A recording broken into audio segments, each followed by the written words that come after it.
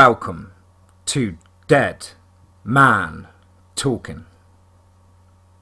Tonight's story is a Dead Man Talking exclusive story sent in by my great friend Mr. Jim Lawrence. And wow, guys and girls, this is an absolute roller coaster of a story, very tense and very scary, just the way we like it here at Dead Man Talking. As ever, if you have a story that you'd like to write and share with myself, or possibly a true encounter or sighting, of course, do get in touch and send that over to dmtforestoffear@gmail.com. Of course, please do like and share, and don't forget to hashtag TeamFEAR. And without further ado, let's get into tonight's story, entitled The Scariest Thing in the Woods. Let's get straight into that.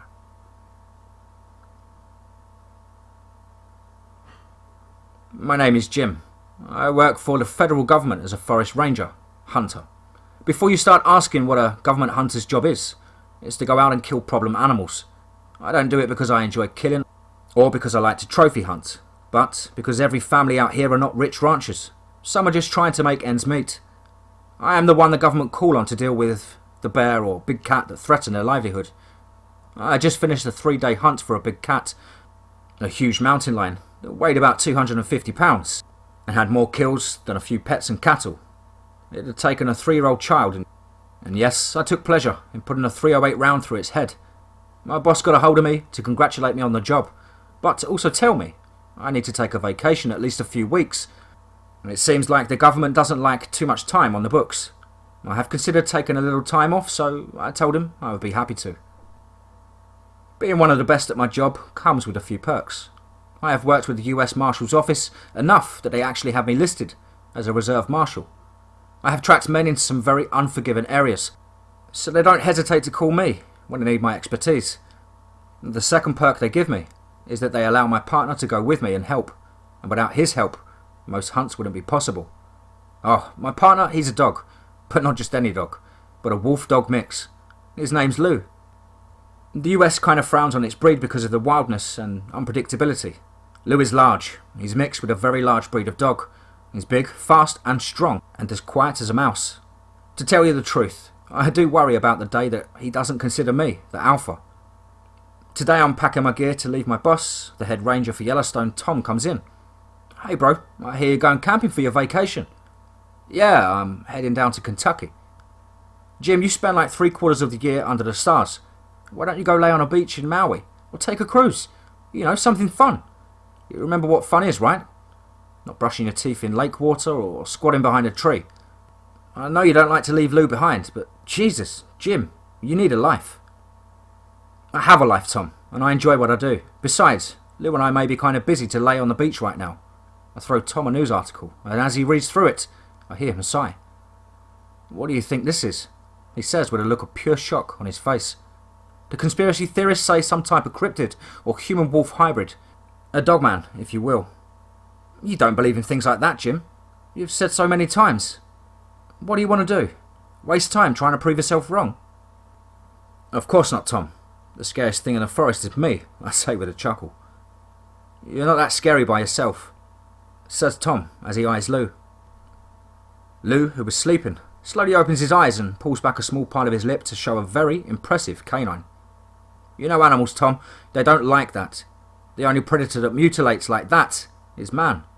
I'm going to be hunting a man. I'm taking my .45 and .30-30. I'm not going to be shooting for distance. I want to look this man in the eyes and give him the choice of the sheriff or me and Lou. Tom looked again at Lou, who had stood up to his full size and wagging his tail. I would rather face Satan himself than you and that wolf of yours. The road's 15 miles long between Wyoming and Kentucky. As the miles roll by with Lou's massive head through the window of my truck, I think when he was just a puppy and how he was never supposed to be. His mother was a gift I received for finding a family's lost child, a rare and expensive dog. She broke out one night while the wolves howled their long songs. And she was missing for over a week. At last she came home, a little worse for wear, and as to find out later, she was pregnant. I always wondered who, but most likely old Psycho, the big alpha wolf, around these parts. In the spring she gave birth to one pup. I named him Loop. She never cared much for going out again, and almost as soon as Lou was eating solid food, she gave up completely and didn't live too much longer. Lou was an amazing pup, though, bigger than the huskies you see around here, and he took to tracking and hunting like he was born to do it. Sorry, I digress, as we are driving along and I'm stroking his massive head. Well, boy, I need some rest, and we will make it tomorrow. But I need to sleep some tonight. We pull over and I let Lou out almost immediately. He runs into the forest. After around 15 minutes, a deputy pulls up and asks if anything's wrong.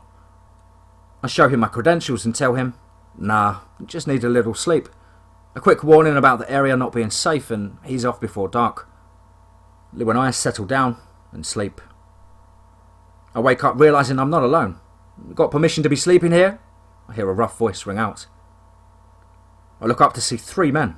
Sorry guys, didn't know I needed permission to sleep on government land. No worries, just pay the toll and we will leave you to go back to sleep. Let's say $100? I don't think so. Why don't you leave me now before this gets out of hand? You talk big for a man all alone. Let's make it $200. I'm not alone. I got my dog with me. Don't see no dog, only you. I smile and whistle a single note. Lou steps out of the shadows and I see 3 men freeze. I stand up and Lou shakes himself off and stretches to his full size. There is an unmistakable aroma in the air as they back up the way they came and beat a hasty retreat. The next day I check into the land between the Lakes National Park. Time for the adventure to begin. We arrive later that morning. I take time to check in, study the lay of the park and have a meeting with the Chief Ranger. He is somewhat perplexed as to why I'm here. He tells me these murders happened over 4 years ago. How are you going to find a killer now if it's a man? Men are not that different from animals. This killer is very at home in the woods, and like you said, there has been many unexplained things happening in these woods. I believe if I burst into his backyard, and he is still around, he'll try and run me off or kill me. But we don't scare easy, do we, boy? Hey, we don't scare, no. The Chief Ranger looks at my £200 friend. No, I guess you don't. The Deputy Sheriff and Ranger enter the office. I hate to interrupt you, sir, but there's been a situation close to Golden Pond on US 68.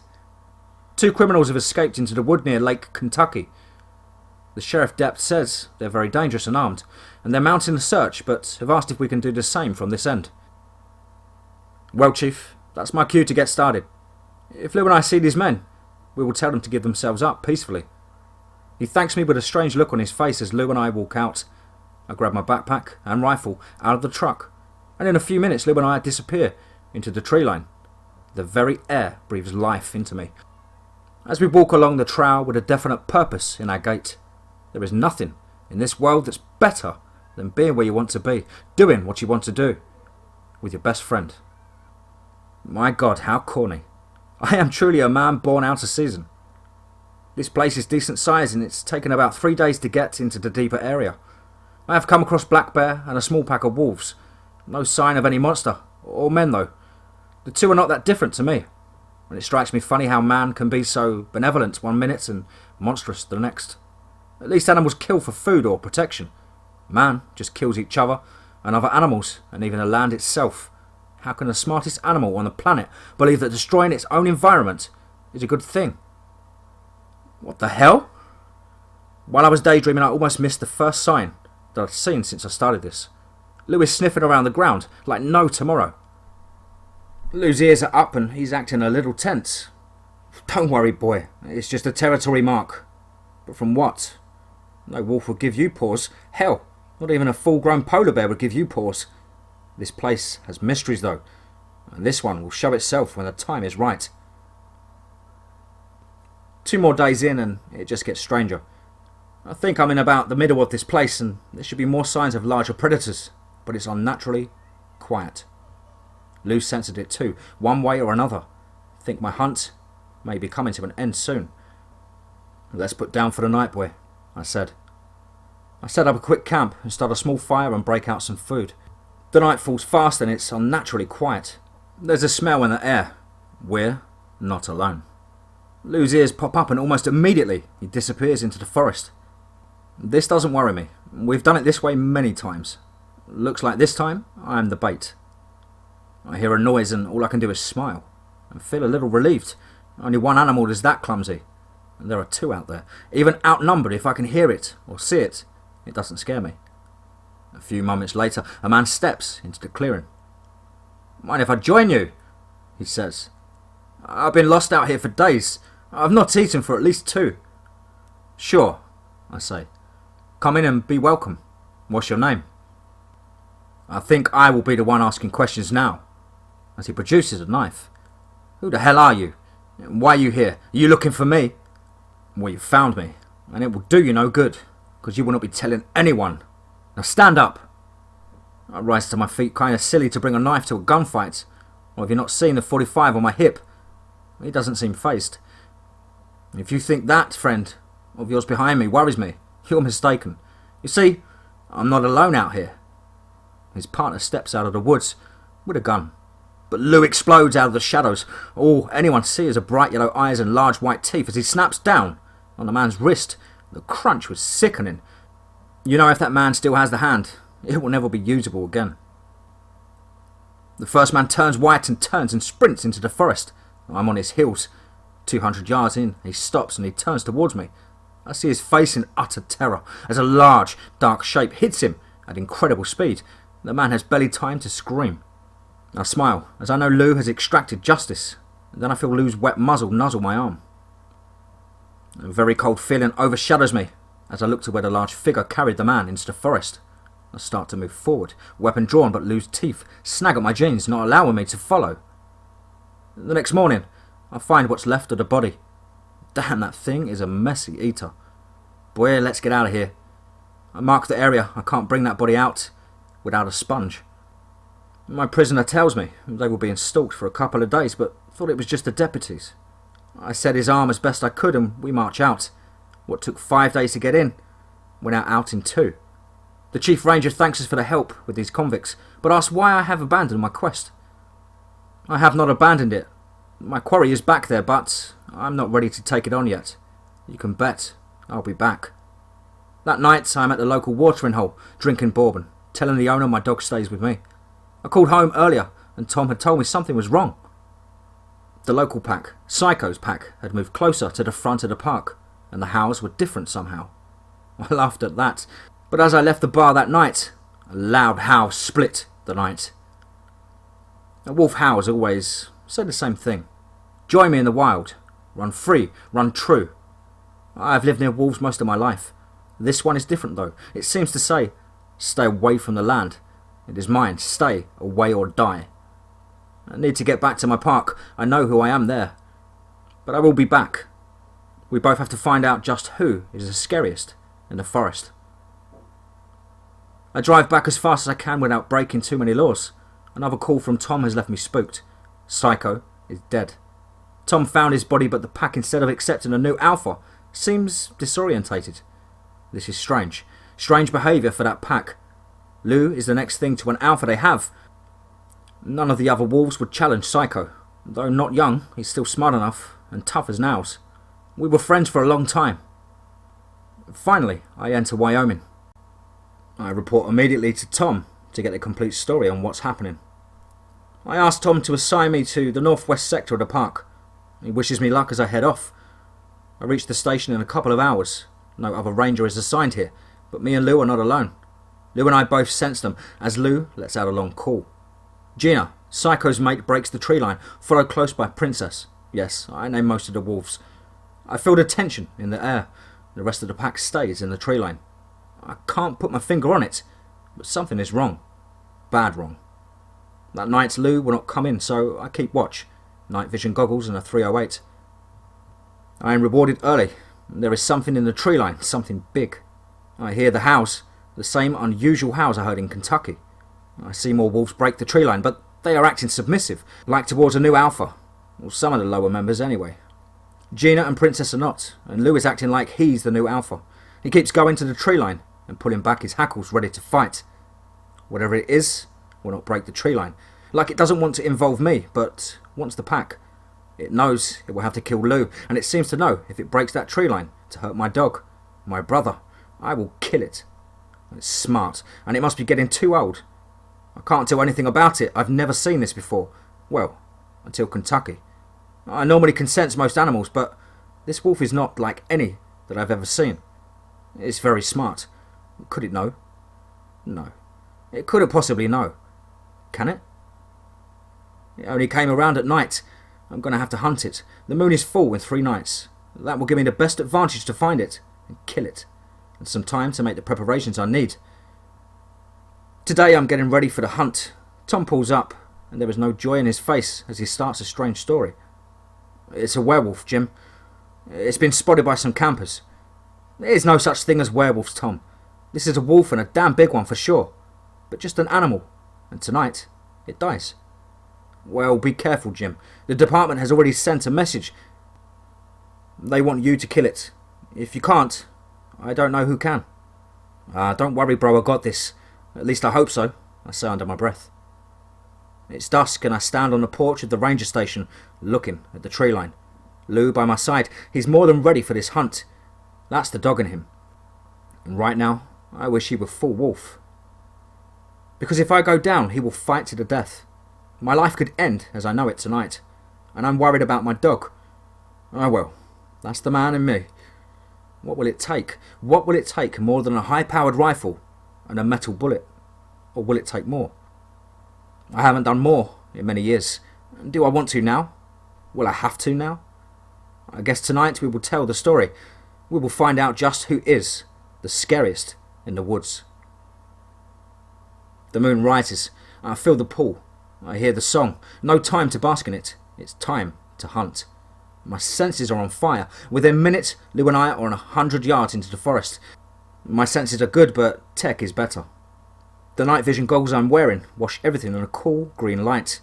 My quarry isn't the area. Could he have sensed that the full moon empowered me? Well, he can outrun me, but he can't hide from me. There are wolves all around me. Some are unsure of the situations, and others are very sure and ready to join the hunt. Between Lou and this thing's tracks are clear as day. After a few miles we are closing in. I start to wonder if the thing that gives me vitality saps it from him. Lou and I crest a hill over a small valley, just what I was looking for. I set my 308 on the rock and kneel down to wait. Moments later, I am rewarded. He crested the next hill and is perfectly outlined in the moonlight. A second later, the rapport from my rifle awakens the sleeping forest. The shot took him in the spine exactly where I meant to place it, and he falls. I think to myself as we run to the other hill, this was too easy. When Lou and I reached the top of the hill, there was some blood, but no bipedal giant wolf. I knew it was too easy. That shot would have crippled an elephant. And the amount of blood. This thing heals fast. Lou is on edge, plus we both smell blood. He's not far. In fact, I think he's very close. At that moment he explodes from cover and hits me like a train, and my rifle flies from my hand as I roll backwards and a gash in my left shoulder. Lou is on him in a second. My God, I'd forgot what it's like to see Lou fight. I have seen him tackle full-size polar bear, but this wasn't a bear. Lou has it by the throat, and the Dogman, for lack of anything better to call it, is clawing at Lou. But his attack was perfect. It at least rendered his massive jaws useless, at least for now. I'm starting to get the feeling back in my arm, and I pull my 45, and Lou loses his purchase on the thing's neck, and he's thrown about 20 feet away. He's scratched up, but he will heal. I open fire. 1, 2, 3, 5, 7, 8 rounds smash into the Dogman's chest. He staggers back, but there is no need to pull another clip. They didn't even penetrate. The Dogman raises to his full height. That thing must have been 8 feet tall or more. Massive build. I guess it's time to get down to brass tactics. I pull my blade, a heavy steel rampuri. The Dogman lets out a fierce howl and stares me straight in the eyes. I see the intelligence. My knife in hand, I embrace the situation. If this is to be my last hunt, then so be it. I release my own feral howls. I'm not small either, in the moonlight, as I stare the creature down. It's a 3-way attack. Lou has recovered and back in the fight. The creature and me. Blade works better as I slice and parry, paired with Lou's weight and sharp teeth dug into the creature's skin. Our blood mixes together on the ground. And funny, it all looks the same. Man, wolf and man-wolf. The fight goes on and on for what seemed like hours. We stand apart, Lou's blood matted fur makes him look truly the killer he is. The Dogman has stopped fighting. He looks at me and lowers his eyes and lays down, presenting his belly and throat to me. But Lou starts to charge. I quickly quiet him. I walk towards the animal and slowly put my hand on his head. I stroked his fur. I notice the knife wounds and bites don't heal as fast. I never would have thought this creature would accept me as his alpha. Exhaustion claims all three of us like a pack, and we curl up together and sleep. When we wake, I find out that the Dogman is smart enough to understand me on a rudimentary level. I tell him to stay away from other humans, to live free but cause no distractions with the man pack. He seems to understand me. As it goes on its way, I only hope that Yellowstone is big enough for all of us. It's a shame we had to fight and then go separate ways. What a hunting party him, Lou and I would make. Let's go home, boy. I'm hungry. I know you are too. Besides, I think I need to change my clothes and some new boots. I hear they make good boots in Kentucky.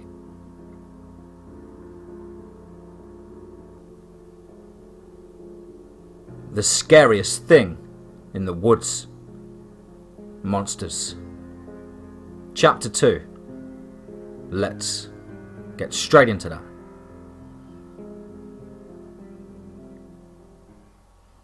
The scariest thing in the woods. Part 2. Monsters.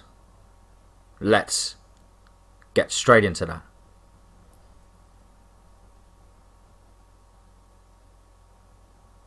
I have decided to wait a while before heading out again for Kentucky. I want to observe and study my newfound friend. He seems to have adopted this area, but instead of trying to control the pack, he seems to be happy being a member. He's also more dog than wolf and tends to want to hang out around me more than the rest. Of course, Lou always stays close. They seem to have accepted each other. Lou has taken to his new role as pack alpha well. I just hope I have not lost my hunting partner. I have not named our new friend yet. Nothing seems to fit. One behaviour that is strange though is that he will not rise on his back legs around me. I'm not sure if it's a dominance thing or what. He's still very big though. People get the wrong idea about wolves. They are not just big dogs. They are very large animals that have their own personality. Wolves can run around 48 inches at the shoulders. Lou is actually 50. The DM is around 60 inches when he's on all fours. Wolves are fast and have great endurance. The DM is a little faster though, not by much. This one likes to be petted. Like most dogs, he acts like he's seeking approval. I just pray I have not trained an 8 feet 600 pound bipedal wolf dog into a lap puppy. I may have also figured out the bullet thing also. Hard metal versus soft metal. My knife is titanium. A bullet is lead. Hard versus soft.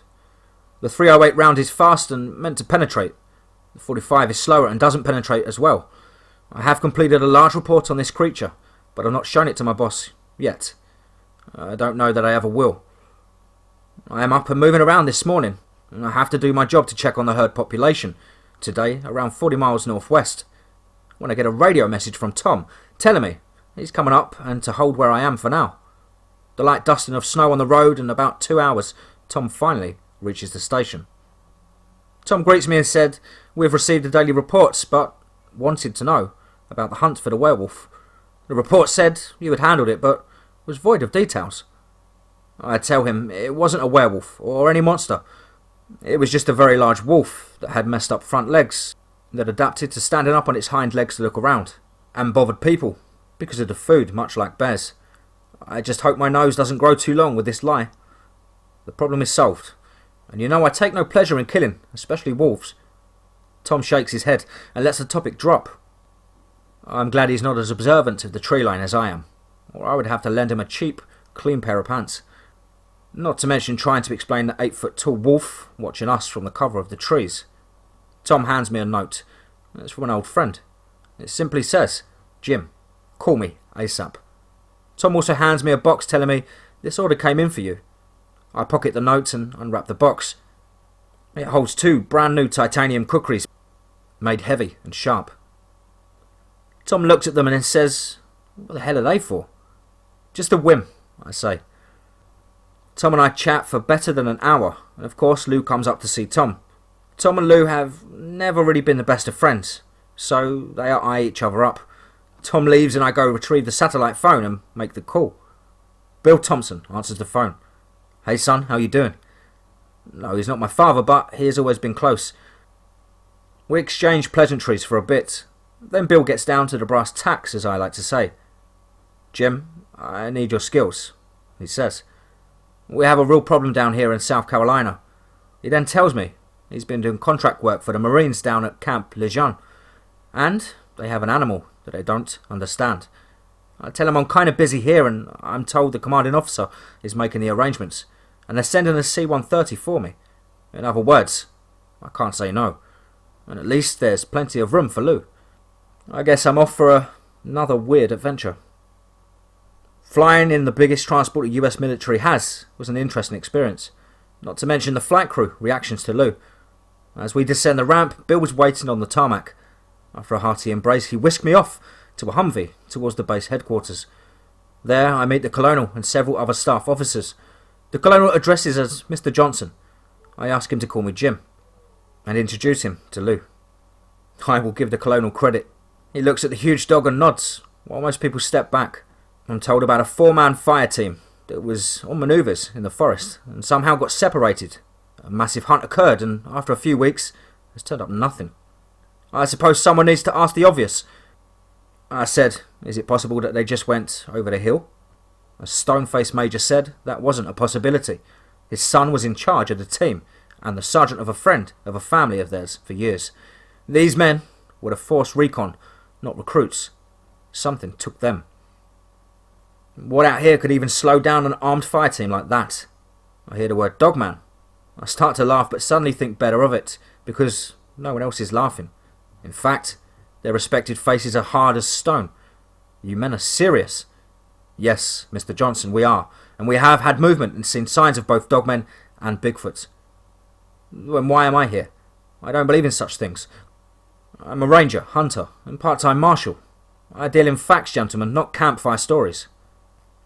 I am hoping they can't see through me, and I am still not ready to expose the truth I have come to know. We understand your scepticism, Mr. Johnson, but Mr. Thompson has assured us that if there's anyone out there that will look at this with an open mind, it's you. And since your record shows you be one of the most proficient at this task, is why we want you and your partner there to spearhead this operation. Your assignment is simple. You can find these men, then bring them home. If they're dead, let us know where to find the bodies. Your second mission is to find what did this and execute them with extreme prejudice. Do you have a problem with this, Mr. Johnson? Will you allow me tonight to consider my actions? The Colonel says yes, though reluctantly, and Bill and I walk out. As soon as we are out of earshot, I wheel on Bill. Why did you drag me into this? What do you know? How do you know? Easy, Jim, Bill says. What do you mean, what and how do I know? Something you need to tell me, son. Bill and I find a quiet place and I tell him everything. His mouth is open and widest I've ever seen. A real-life cryptid, a dogman. Please, Jim, I have to see it. Okay, but only you. I want to keep him as much of a secret as I can. I don't want people panicking or the government studying him. He was born free. He has the right to live free. Bill agrees, and we will get together after this thing is over, and I meet my friend. Bill says he's calling it a night and heads for his hotel. As he's leaving, I say to Bill, whatever's out there, I will only kill it if I have to. Bill nods as he walks off. Well, boy, I hope you made the right decision, but I'll cross that bridge later. I'm thirsty, boy. Let's go find a drink. There's a bar right off the camp. Lou and I walk in and sit at the bar. I get the normal looks and the normal questions and the normal response. The bartender doesn't mind. He's actually interested in Lou. We talk. Lou likes the attention. That's the dog in him. I sip bourbon and try to relax and make up my mind about tomorrow. Get that stinking wolf out of here. This is a man's bar and no place for your mangy animal. I'm on my second drink as I turn around to see 3 Marines, and they're not looking friendly. I say, well, if it's a man's bar, who let you in? As he pulls his fist back in a cursing fit, a unmistakable growl of a very big dog, and a row of bright white teeth and shining yellow eyes give him cause to pull up short. He's not 100% wolf, only half, but he's more than enough to turn you jarheads into dog food. The one at the back says, "Look, mister, we don't want any trouble. We just don't like wolves very much after what happened to our friends. Bartender, a bottle, and 3 more glasses. Let's take a table, boys, and tell me what happened." I stop drinking as they get drunk. They relate the story of the episode in the woods. One says the wolves walk on 2 legs. The other 2 talk about trees moving. The howls, the screams, gunfire all around, even automatic weapons to no avail. They explain the firefights and even how the 4 Marines disappeared. The woods are full of monsters. I've had several tours of duty and been in countless fights, but I've never seen or been that afraid of anything in my life. It was scary. I see a Marine turn into a child. It was so scary. That's the scariest thing in the woods. My mind is made up. I'm in. Lou and I will leave a little sleep before the hunt. I guess tomorrow I'll find out again who is the scariest in the woods. I'm back on base early. I need a few supplies. I run into the Colonel, somewhat surprised to see him up so early. He greets me and asks if I have decided. I tell him yes.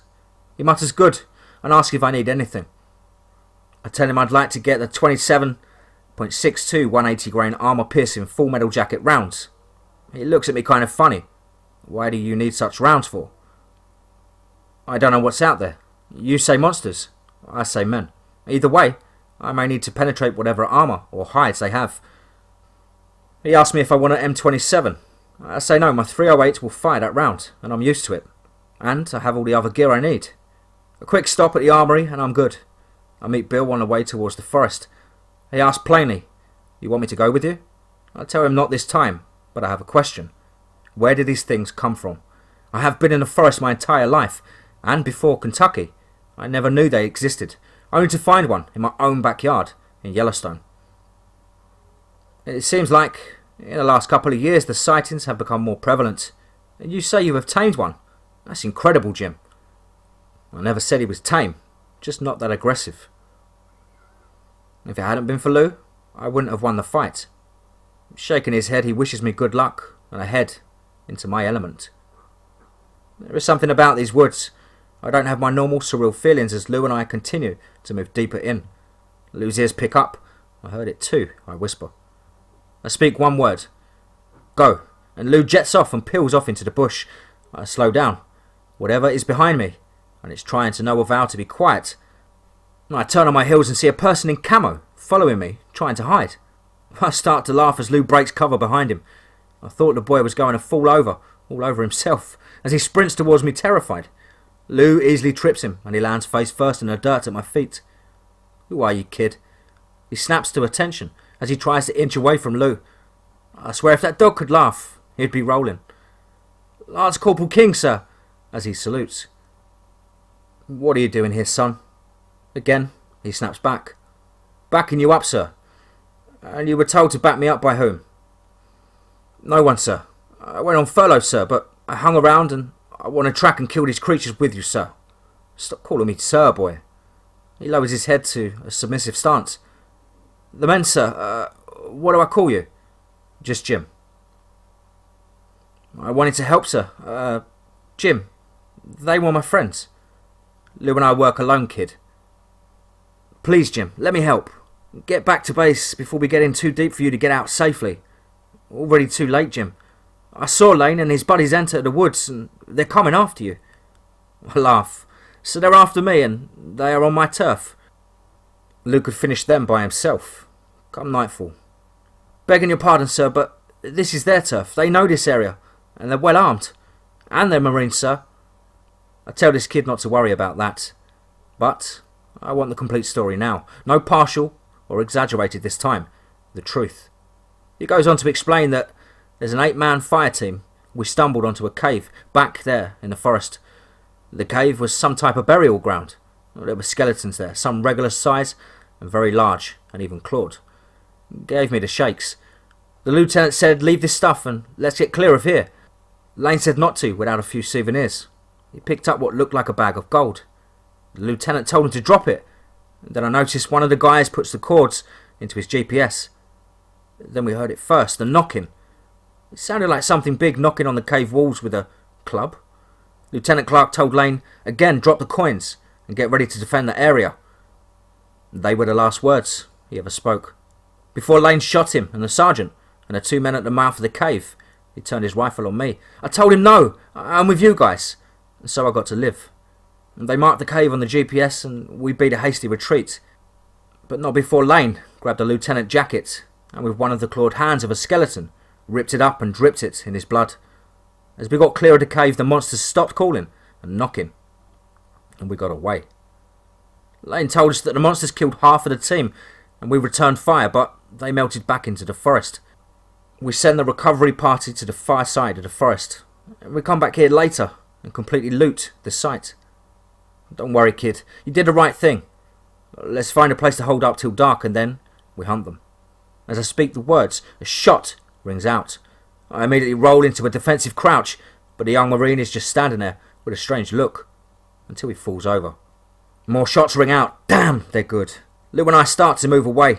I'm starting to realise we might be in for it. I have 20 rounds in a non-automatic rifle and about 45 rounds in a 9mm, and they have at least 3 M27 assault rifles and probably several 30-round mags. It's just a few hours till dark as we hop from tree to tree. I debate for a few moments about showing these men what real monsters in the woods look like, but think no, it's better to take these men in alive so they can confess to their crimes. There's a rise with a hollow behind it. If I can get over it, I should be able to avoid them till dark. Then Lou and I can finish this fight. As I crest the hill, I see movement behind. But as I turn, it's not one of the Marines. I don't know what it is, but it's big, hairy, and looking right at me. I forget what I'm doing for a second, and pay the prices too. 5 rounds make contact in my back. I fall down a rise into the hollow. The big thing is gone. Was it a dream? Is everything a dream? The pain pulls me back to reality. Lou is by me trying to get me up. Go boy, hide until dark. Then the blackness takes over me, and a dream of monsters. My eyes flutter open. I feel hot. Damn, I died. Always heard it was hot down here. How can I hurt so much if I'm dead? I tried to move my arms, and then my legs. Nothing. Had the bullets paralysed me? There's a large shadow over me. Water, please. I managed to croak out. All of a sudden, a hand bigger than my head very gently lifts my head to a gourd cup full of water and then trickles into my mouth. My eyes start to clear, and I see a large, hairy head over me. I spit water everywhere. I hear a rough voice say, Herbs, no move. Rest. I start to speak, but the blackness comes back, and so do the dreams.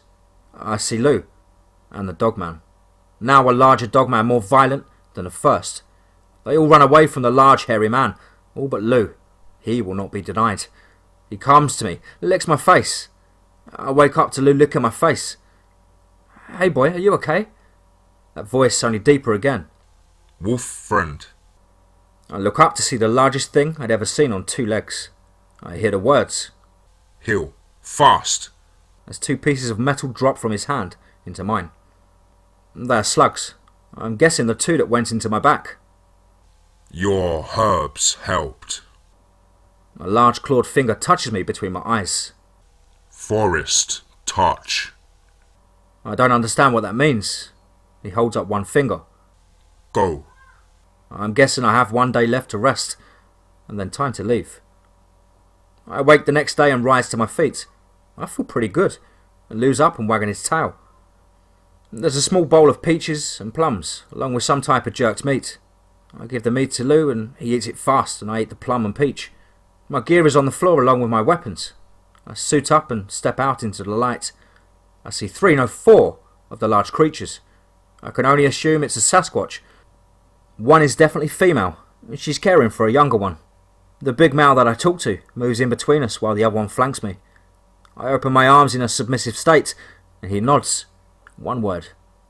Go.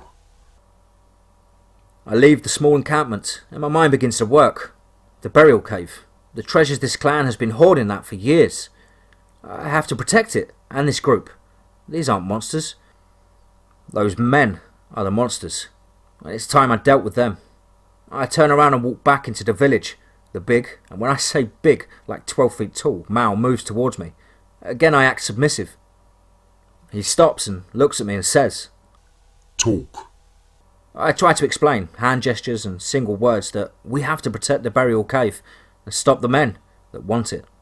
Again he only points at the rifle on my back. I know they have guns. I finally get it over that the soldiers' bodies need to be moved so that others can find them, but not in your cave. The big male grunts out. Spirit, no rest. I tell him yes, they will. They will be laid to rest according to my people. Then he says, Here. while pointing down, and he moves off again. I assume that I've been told to wait. I see the small one get a small plant from his mother. I know that plant. He pulls the leaves off and eats one of the stalks. It's rhubarb, I say. They like rhubarb. Good to know. A few minutes later, the big one is back, with about 4 more. Where did they come from? I didn't see them enter. He points at my head again. Forest, touch, go, cave. I nod my head. Back at the cave, they somehow communicate that the 5 bodies need to be moved. I also explain to him, leave a guard. I need to know when they come back. It takes us quite a while, but we finally find a place deep in the woods that will do as a small cave with nothing but bats. The bodies are laid out, and I say, don't worry, Marines, you will be at rest soon. The next day, I'm at the burial cave's entrance. The Bigfoot's intel is good. We know they were coming our way ahead of time. I communicate to the big guy. Let me handle, and soon all humans will be out of his hair. He points to my head and says, Forest, touch, welcome. They back away, and though I know they will be close, an hour later the 3 renegade Marines come out of the forest to the mouth of the cave. I whisper to Lou, get ready, boy. This should be fun. As they enter the mouth of the cave, gentlemen, this is a US Marshal. I order you to drop your weapons and surrender now. Lane looks up. Johnson, we thought you were dead. You boys need to learn how to shoot better if you want to kill someone. Now drop your weapons, because if I have to come in there after you, you won't like it. They start to lay down a barrage of fire, but I cut loose one round, first taking out one of the men between the eyes, while the other 2 scramble into the cave still firing. We still outgun you, they say. But I say, well, how much food and water you got? We will make a deal with you, yells Lane. We will split this find with you 3 ways, with the gold and the other stuff in here. This place could be worth millions. No deal, no surrender. Both M27s are set to full auto fire from the cave, and it's a howl of lead. I have no choice but to duck down. Both Marines come out advancing towards me while firing, and I can't raise my head up into that fire. All at once a great roar bellows from across the valley. One Marine turns and bolts, leaving only Lane alone with me. He changes mags, and luck is with me. He fumbles with the mag. A second well-placed shot takes the rifle out of his hands. Now surrender. Lou returns later with his muzzle covered in blood. I assume the one that ran will not be walking back. With the help of our large friends, they move the Marines to the other cave. As I walk a blindfolded lane through the forest, he offers me that if I let him go, he will not say anything about the monsters. I tell him his next address is Fort Leavenworth. I'm worried though, how many people will believe him? The Chinook hovers above the canopy, lifting the bodies out. I tell the officers everything, and they take Lane into custody. He flashes me a sly smile. Are you riding back with us, Mr. Johnson? We need to harness that wolf though. We will meet you at the base in a couple of days, and I will debrief you then. As you will, sir. They board and they fly off. I walk through the piney green, peacefully for the first time. Nice here. I find a road in a small town called Herbert, where there's a farmer's market. I smile and buy all the rhubarb they have, and go back into the forest.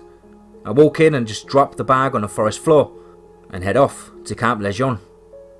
A couple of days later, I walk up to the base gate, and the sentry says, Mr. Johnson, the colonel was waiting on you, and I'm to take you straight to him. No problem, Corporal, lead on. I meet with the colonel, this time alone. No monsters, huh? I think 3 of your Marines qualified pretty well there. Yes, and Lane spilled his guts literally before he died. He's dead? How? Well, after the interrogation, he told us all when he got to the part where he killed Lieutenant Clark. Major Clark shot him. So this is over here and now, and your description will be appreciated. No worries, Colonel. I just want to get back home. That C-130 leaves in an hour. Be on it. And Mr. Johnson, if I ever see you again, it will be too soon. 30,000 feet in the air, I look over the ground and wonder, where are all these new creatures coming from? Have they always been there? Why now? I guess some are aggressive, while some just want to be left alone. What does forest touched mean? The biggest question of all is, who are the monsters?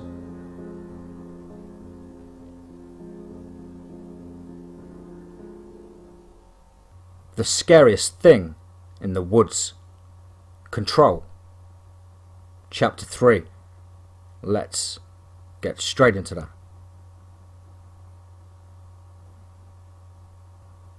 I've been back at my post for a couple of weeks after, let's call it, a situation with those Marines.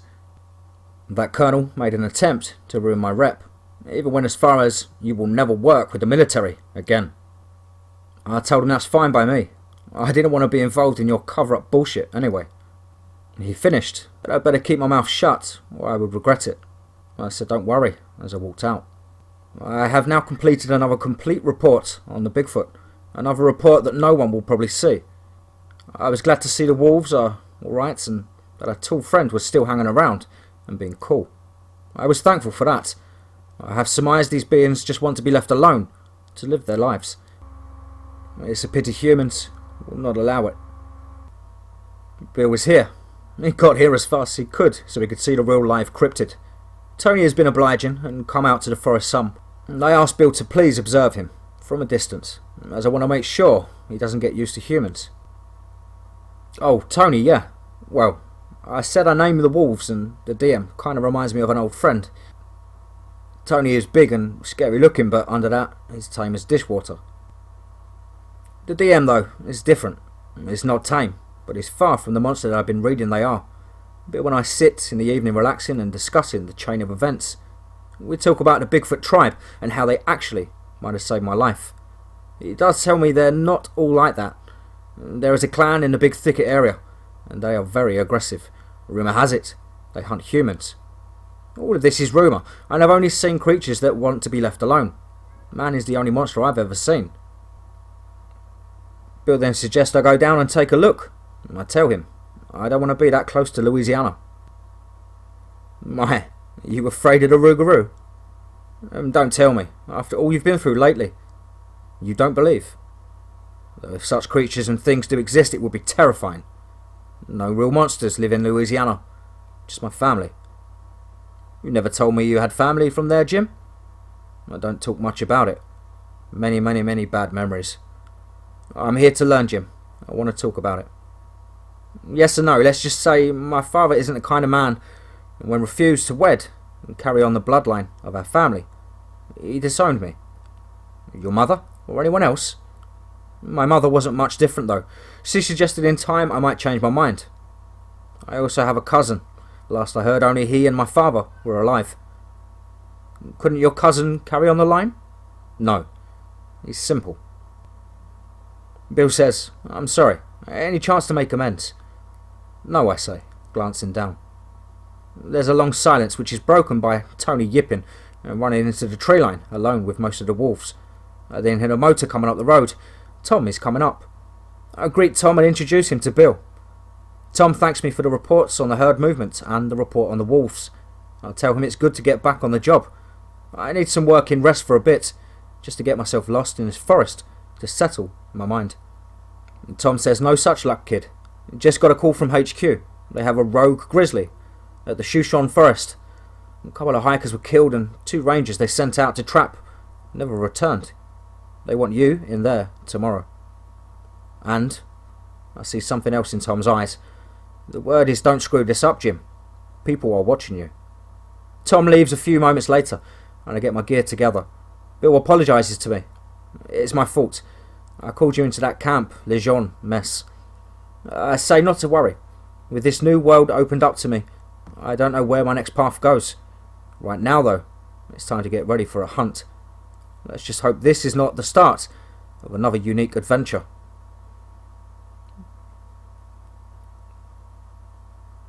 I pull up to the ranger station at Shoshone National Forest. Lou and I get out and enter the ranger office. A young ranger asked if he could help me as he looked up and saw Lou. He told me, "Sir, your animal needs to wait outside." I told him my name is Jim Johnson. I'm a ranger from Yellowstone, and this is Lou, and he doesn't wait anywhere but with me.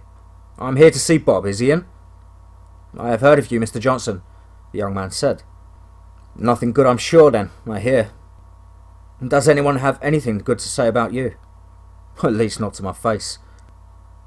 "Bob, how are you?" Bob said he was okay, and he says hello to Lou. He wags his tail. He then invites us into his office, and I take a seat. Bob tells me of this big-ass grizzly that's on the run out there. He goes on to tell me we had 2 hikers disappear. We found the mess, no question. It was a big bear. One was torn up at the site, and then a girl was dragged off. We followed the blood trail until the brush became too dense. I then sent a track crew out to set up for him. They never returned, and there's no sign of them. Then we searched by helicopter.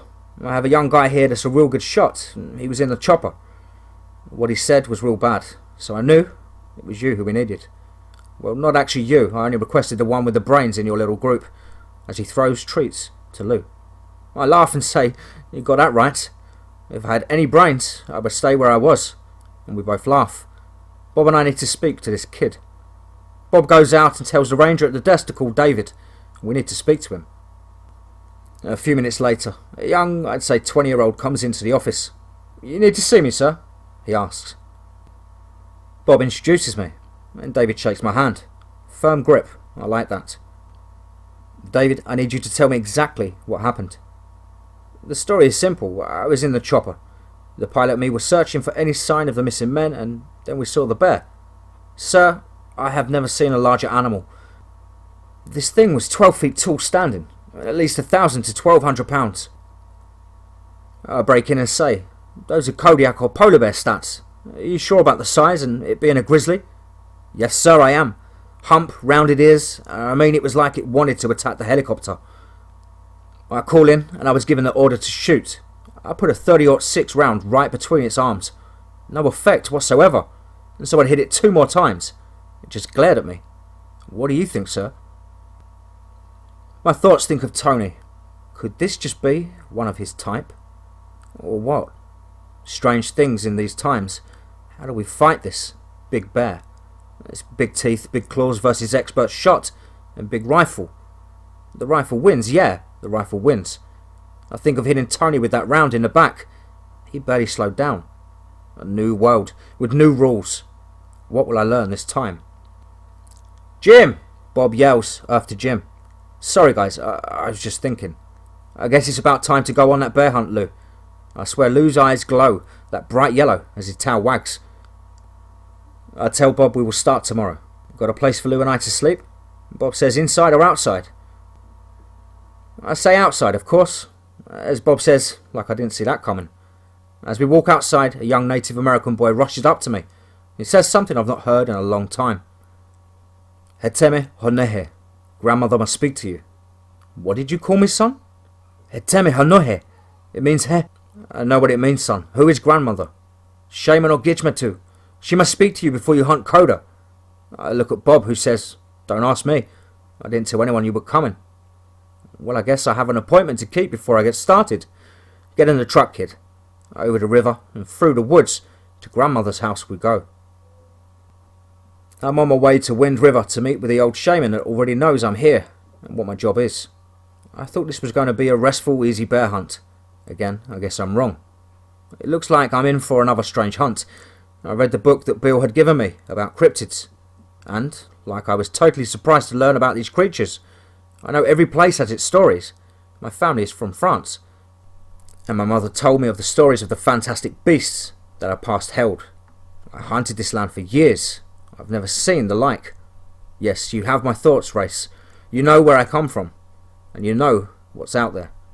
My thoughts end when I hear a small voice. "You don't have yellow eyes." Laughing, I say no, they're hazel. Sometimes green. Why? Why would you say that? I hear the boy say, "I thought your eyes were yellow." Again I say no, but my brother, as I nod to Lou, has yellow eyes. "He's your brother?" the boy asks. "Not literally, of course. I have raised Lou from a puppy. He's closer to me than any of my family that I can remember. So yes, we are brothers, in that sense." The boy says, "But you are your Henry." "No, young man, I am not." The boy looks at me puzzled and turns his attention to Lou. "Your brother is a good dog," the boy says. I tell him you are not his enemy. He knows this. Make no mistake though, if you were on the other end of those teeth, that's a different story. That conversation ends as we enter the small town. Now on to grandmother's place we go. I enter the door and the old woman greets me. "Welcome, Mr. Johnson. Or shall I call you Heteme Hore?" I look back. "Jim will do, grandmother. Are you sure maybe nature touched wouldn't be more your liking?" "Does it mean the same?" "Not actually, it's more a general term. You have the blessing of the forest, my child. You are under the eyes of Gitch Matu. That is not why you are here though. You are here to slay Koda. I don't need to tell you your history. This you know, and you will deal with it in your own time. Now is the time to hear what you must do to slay the demon. Your steel will not cut him, and your bullets will not hurt him. There is only one way to kill Koda. First, you must know, he is not a normal bear. He has embraced the darkness of Coyote. He wishes to make the white man pay for the land that we lost many years ago. He will kill all that he sees until he is stopped. I pray that you can stop him and give him rest. Grandmother, my Cheyenne is not real good, but doesn't Koda mean bear? Then you talk like it's a man, not an animal. It's not an animal, my child. The bear is the skin he wears. His mind and his actions are those of my son's son, young Koda.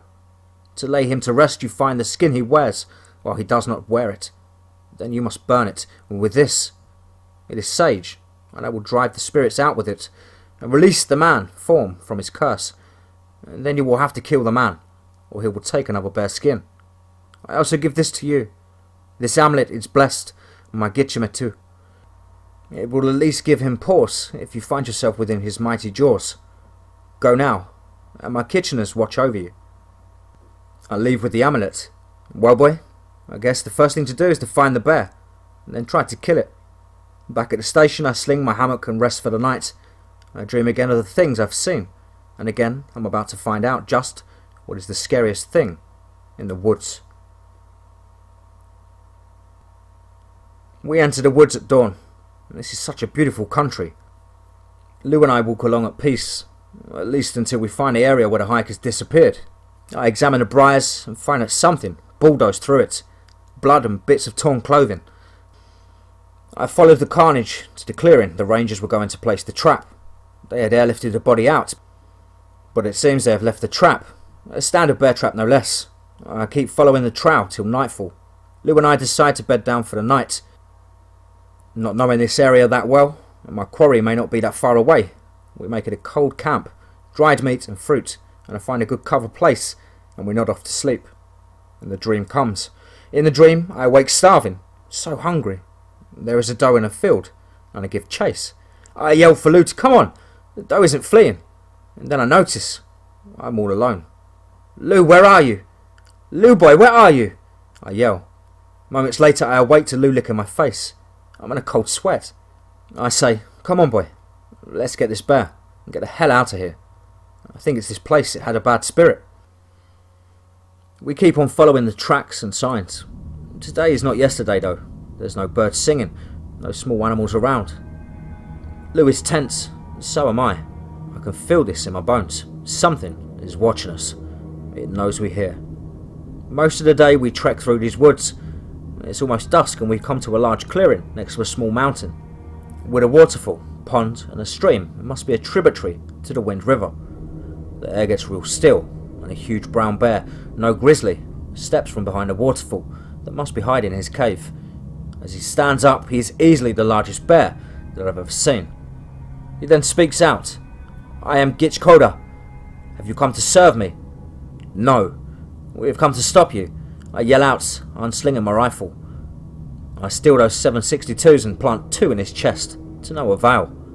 Foolish human. Weapons of man cannot harm a god. You are hardly a god. As I try another round to make sure. Again, no effect. Just like with the Dogman, I guess we have to do this the hard way. I pull out my turquoise, and Lou has circled around him and attacks from behind. We both rush him, and we have to dodge those massive paws, or we're dead. Lou is biting and clawing, but can't seem to find purchase. My luck is no better. I do a quick dodge, but my blade, for all the good they're doing, they might as well be willow witches. A claw catches me and sends me reeling, and there is blood flowing from my side. This fight will end badly. Lou, get away from him! Lou, boy! Lou starts to pull back. Another lucky swing catches him in the shoulder. I see the blood spray and he's thrown several feet back into the bushes. I scream, no! As I run into the place he's fell. I can't see him. I have to see if my brother is okay. Foolishly I sprint, but I am intercepted and find myself in a massive bear hug. Now, little hunter, you will die. You will make a tasty dinner, and your pet Phil will be my dessert.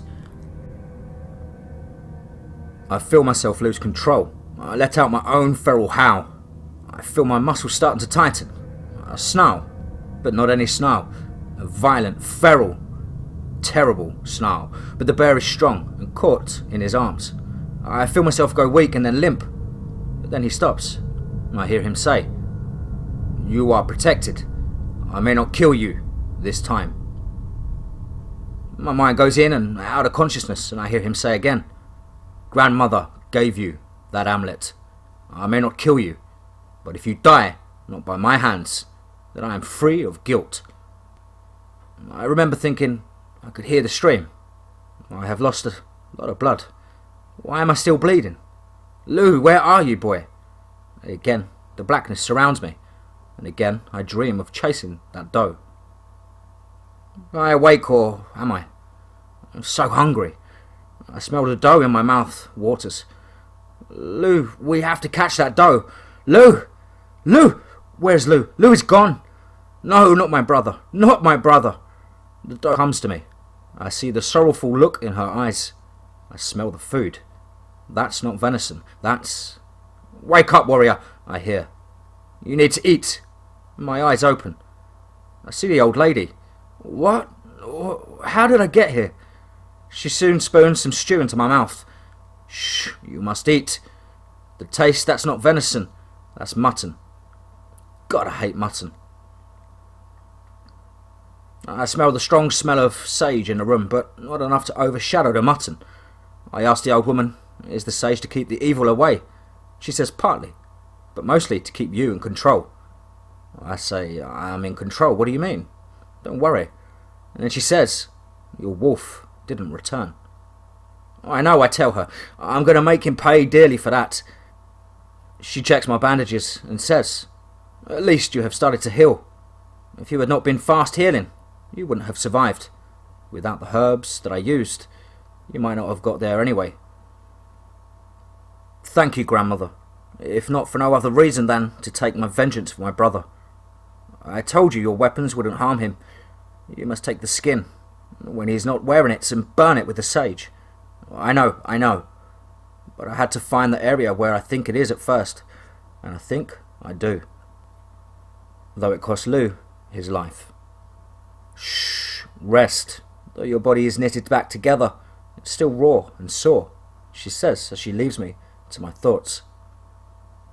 How long till the full moon? Should I leave and bring Tony back with me? No, he's not ready, and I don't want another death on my hands from a creature that trusts me. No, I clothe myself, no weapons. All must be back there, where Lou's body is. When I walk out, I feel the breeze. I see a lone dog in a nearby field. Beautiful animal, tasty animal. No, I am in control. The young boy that brought me here in the first place runs up to me. Hatame Argente. Coda, come! I look for the great bear, the skinwalker, but all I see is a man walking towards me with a purpose. Feeling better, hunter. I look at him and feign my injury to be more than it is. So, I take it a little man like you becomes a huge bear. I have learned the power of the gods. Coyote himself showed me this. I came here to tell you your life I will not spare it again. Your bones will rest beside your mongrel. Control is out of the window. I rush him and hit him as hard as I can, but he flies back about 5 feet. Get up, I say. I am nowhere near finished with you. He rolls to his feet and produces a large knife. It's one of my kukris. He doesn't have the fighting prowess in his human form as he does in bear, but is still very strong. I hit again for good measure and then place a kick up the side of his head. Pity you can use the knife like you use your claws. I am going to beat you to death. You're not going to wear that hide again. He laughs through the blood-stained teeth. No matter how much you beat on me, by nightfall I will be back and healing and heading out to kill you again. I hit him again and again, and he still laughs, and then the unexpected happens. A howl splits the battle, and it's long and powerful, and I recognise it immediately as a large smile appears upon my face. I hit Coda again, and look back to see my Lou, my brother, break from the tree line. Lou is dragging something. What the hell? It looks like a bearskin. I hear Coda gasp and try to get around me to Lou to retrieve his magic pelts. Instead, he catches my foot in his gut. The old lady comes from her house to me and she yells, "Bring it to me! Bring it to me!" Lou, take it to the old lady. He drags the skin to her immediately. She brings out a brand from her fireplace and sets it on fire and starts to chant and throw sage on it. Coda again tries to slip by me and again I knock him on his ass, though this time with different results. He's bleeding. I pick him up and knock him down again, and this time he stays there whimpering as the fur fully ignites and is reduced to ash. I pick up Coda and drive my fist into his gut. You are under arrest for crimes against man and against nature. I drop the whimpering mess as the old woman says, "Warrior, you must kill him." I look at the mess on the ground. I'm in control. I can't kill a helpless person, no matter what he has done. She rushes forward with a knife in hand. I easily stop her. We can't. He will be in prison many years. The white man will not punish what they don't understand. I know she's right. I hear a snarl and almost before I can turn around, Lou charges and one bite on his throat, or what was his throat, is gone as he bleeds out on the ground. I guess Lou has taken his own vengeance. At least I maintained control. What I had thought would be an easy hunt, it turned out to be a nightmare. I had thought I'd lost Lou, and that would have been a price too high to have paid. I am back at the park HQ. I give Bob the teeth of the bear, and let him know there is no more giant grizzly out there. He accepts the proof and wires in that the matter is closed. The night before Lou and I head home, Lou and I visit the local bar. Bob and neat, I tell the barkeep. And trust me, I'm in no mood to have to keep explaining myself. He serves me my drink, and there is snow falling when a woman walks into the bar. She is strikingly beautiful, easily the most beautiful Native American woman I'd ever seen. If not the beautiful I'd ever seen, period. She walks to me, giving me a long look, and she turns. Though before she can speak, this large man says, "Hey you squaw, you know you can't drink in here, or come over and sit with me." I put my drink down, leave her alone, or this gets messy. "Do not concern yourself, warrior, for even prey can defend itself." She turns to the man, and almost faster than my eyes can watch it, she kicks the man in the face, hard enough that I hear the jaw snap. She walks back to me and sweetly asks, "May I sit down?" She sits next to me, rubbing Lou's massive head, saying, "You're a sweet boy and pretty puppy." I introduce myself as Jim Johnson. She smiles, and that makes the air even warmer, and says, "I am Cool Dawn. Well, just Dawn. I would hardly consider you prey." She says then you would be the first man in history that doesn't consider a woman prey, and the first Hoenche that doesn't consider a Vatsova not as prey. "I come to talk with you, warrior, and tell you that you must be on guard. Gitchamentus has chosen you as his champion, and you have two great evils to deal with. One you will know, one you do not. One from the north and the other from the south. I will help you when I can, but my service is limited. Goodbye, warrior. I will see you again." She rises and pets Lou one more time, and then walks out the bar. I sit there sipping my drink and wondering how much longer can I do this before I lose control.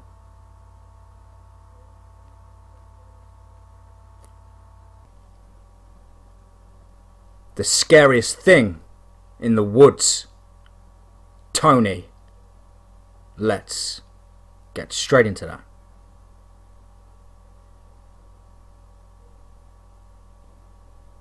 I'm exhausted after the latest adventure, and Lou's not in good shape either. I take him to a vet I've used before. My wounds have all but healed, though I am still sore, but Lou's haven't. His shoulder is pretty raw after his fight. The vet says that he is pretty much out of commission, for a few weeks anyway. He cleans and dresses the wound, and then asks me how it happened. I tell the doctor we were hunting a problem bear, and Lou was swatted pretty good. The doc says he will be fine, he's healing good, but doesn't recommend fighting any bears in the near future. Then the doctor says, in all seriousness, he's to be just a dog for at least a month, and not a hunter. I agree, and we're back on our way. Tommy's waiting on me as I head into Ranger HQ. You did a good job, Jim. I ask if the depth is still on my arse. No, not really, but you might want to stay clear of any green uniforms for a bit. I laugh, and you've got a deal there. I'm sorry to hear about Lou being laid up. Oh boy, here comes the but. Yeah, sorry Jim, but we got a call on a problem cat up close to Bosman. Man, that last cat hunt I was on lasted 3 days, and that was a big son of a bitch too. I think to myself, and with the way my luck's been going, what the hell will I run into this time? Possibly a dragon or something? I snap back to this world. Shouldn't be too much of a problem, boss. I kind of hate going alone though. I'm used to having Lou beside me all the time. Tom shakes his head in an understanding way and wishes me good luck. I head back to my station, and it's on the way anyway. I let Lou out of the truck. The Princess comes out to him. Lou looks at me and heads into the tree cover. Get well quick, boy. You know I need you. Tony comes out to see me. This is still strange. I pack my gear and clean my rifle, and look at the map as to where I'm going and where to start my hunt. I load up my gear and weapons and get ready to pull out. Tony looks at me with a cocked head. It reminds me of a Labrador that I used to have. Damn, you're more dog than wolf, boy. Oh my god, he's expecting to take Lou's place. He wants to go. How on earth am I going to take him with me? I'm not worried about him and the big cat. He can make short work of one by himself. But how will I manage this? He really doesn't look like a big dog when on all fours. He obeys well. Well, I'm too far into the weird and paranormal and abnormal to do anything now. Okay, get in the back. I have a camper on top of my truck. I open the window into the cab as he sticks his mammoth head through it, and I thought Lou had a big head. Tomorrow is the 1st of October, and the road is covered well in snow as we drive up 191 towards Bosman, Montana. You have to mind me, boy. No sounds, like I was expecting an answer. I need rest, and I'm not getting it.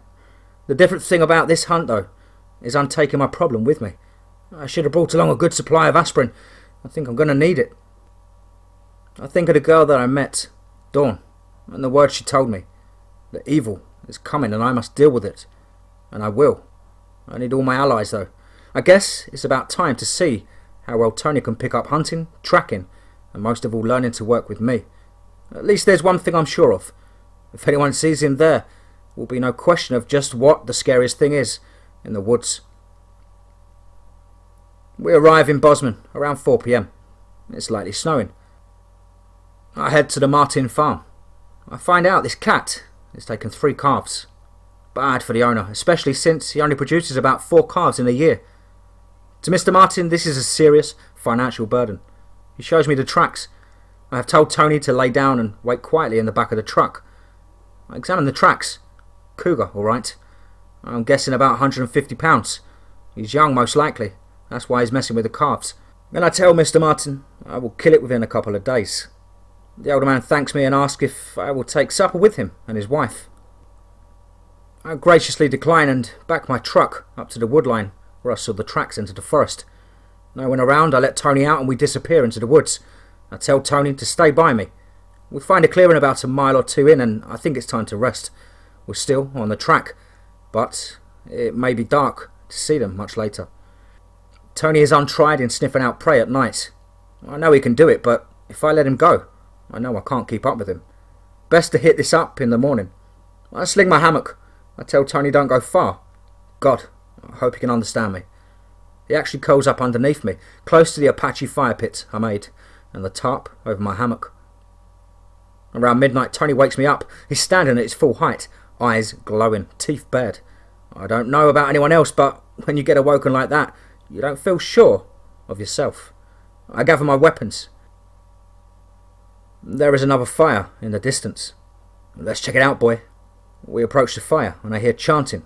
It's a small clearing. A group of people have built a bonfire. Nothing wrong with that, boy, but I keep looking. These men are chanting something. I'm curious. I tell Tony to stay as I walk into the clearing. As I've noticed men stop chanting, these guys are wearing robes. Now, what have I stepped into? The men approach me. There's 13 of them. I don't see any weapons, but I'm on guard anyway. The apparent leader says, "What are you doing here?" "Well, I was sleeping until you woke me up with that chanting." "We saw no fire. You sure you weren't following us?" Another man says. "Gentlemen," and I use the term loosely, I say under my breath, in case you haven't noticed, I'm wearing a ranger uniform, and this is Yellowstone. I'm on patrol with my partner. I noticed you gathering and thought I'd better check it out. Now back to my question. What are you doing here? "Just a little gathering of our club. You know, commune with nature like," the leader says. I tell him communing with nature doesn't normally mean a huge bonfire in a forest and chanting in robes. Now tell me the truth, or I'm going to run you all in as a fire hazard to the woods. They look at each other, and one says, "We're trying to summon something and you interrupted us." "What the hell do you mean summon? Like a demon or something?" I say. One man says, "No, just a goat man." "Why the hell would you want to summon a satyr?" "No, a goat man," one protests. I put my face in my palms. That's what a goat man is. It's a demonic beast, now as a satyr. The leader breaks in. "Yes, we need it to bring us luck, prosperity, to help us. Well, back in the day, a bunch of you cultists down in Texas were going to summon a goat man. It was in a little town, I believe Denton. Anyway, the rumour was they succeeded in summoning the creature, and the only thing they got for it is dead. They still say the creature haunts the woods in that area, and has even attacked people. So, are you absolutely sure you want to do this?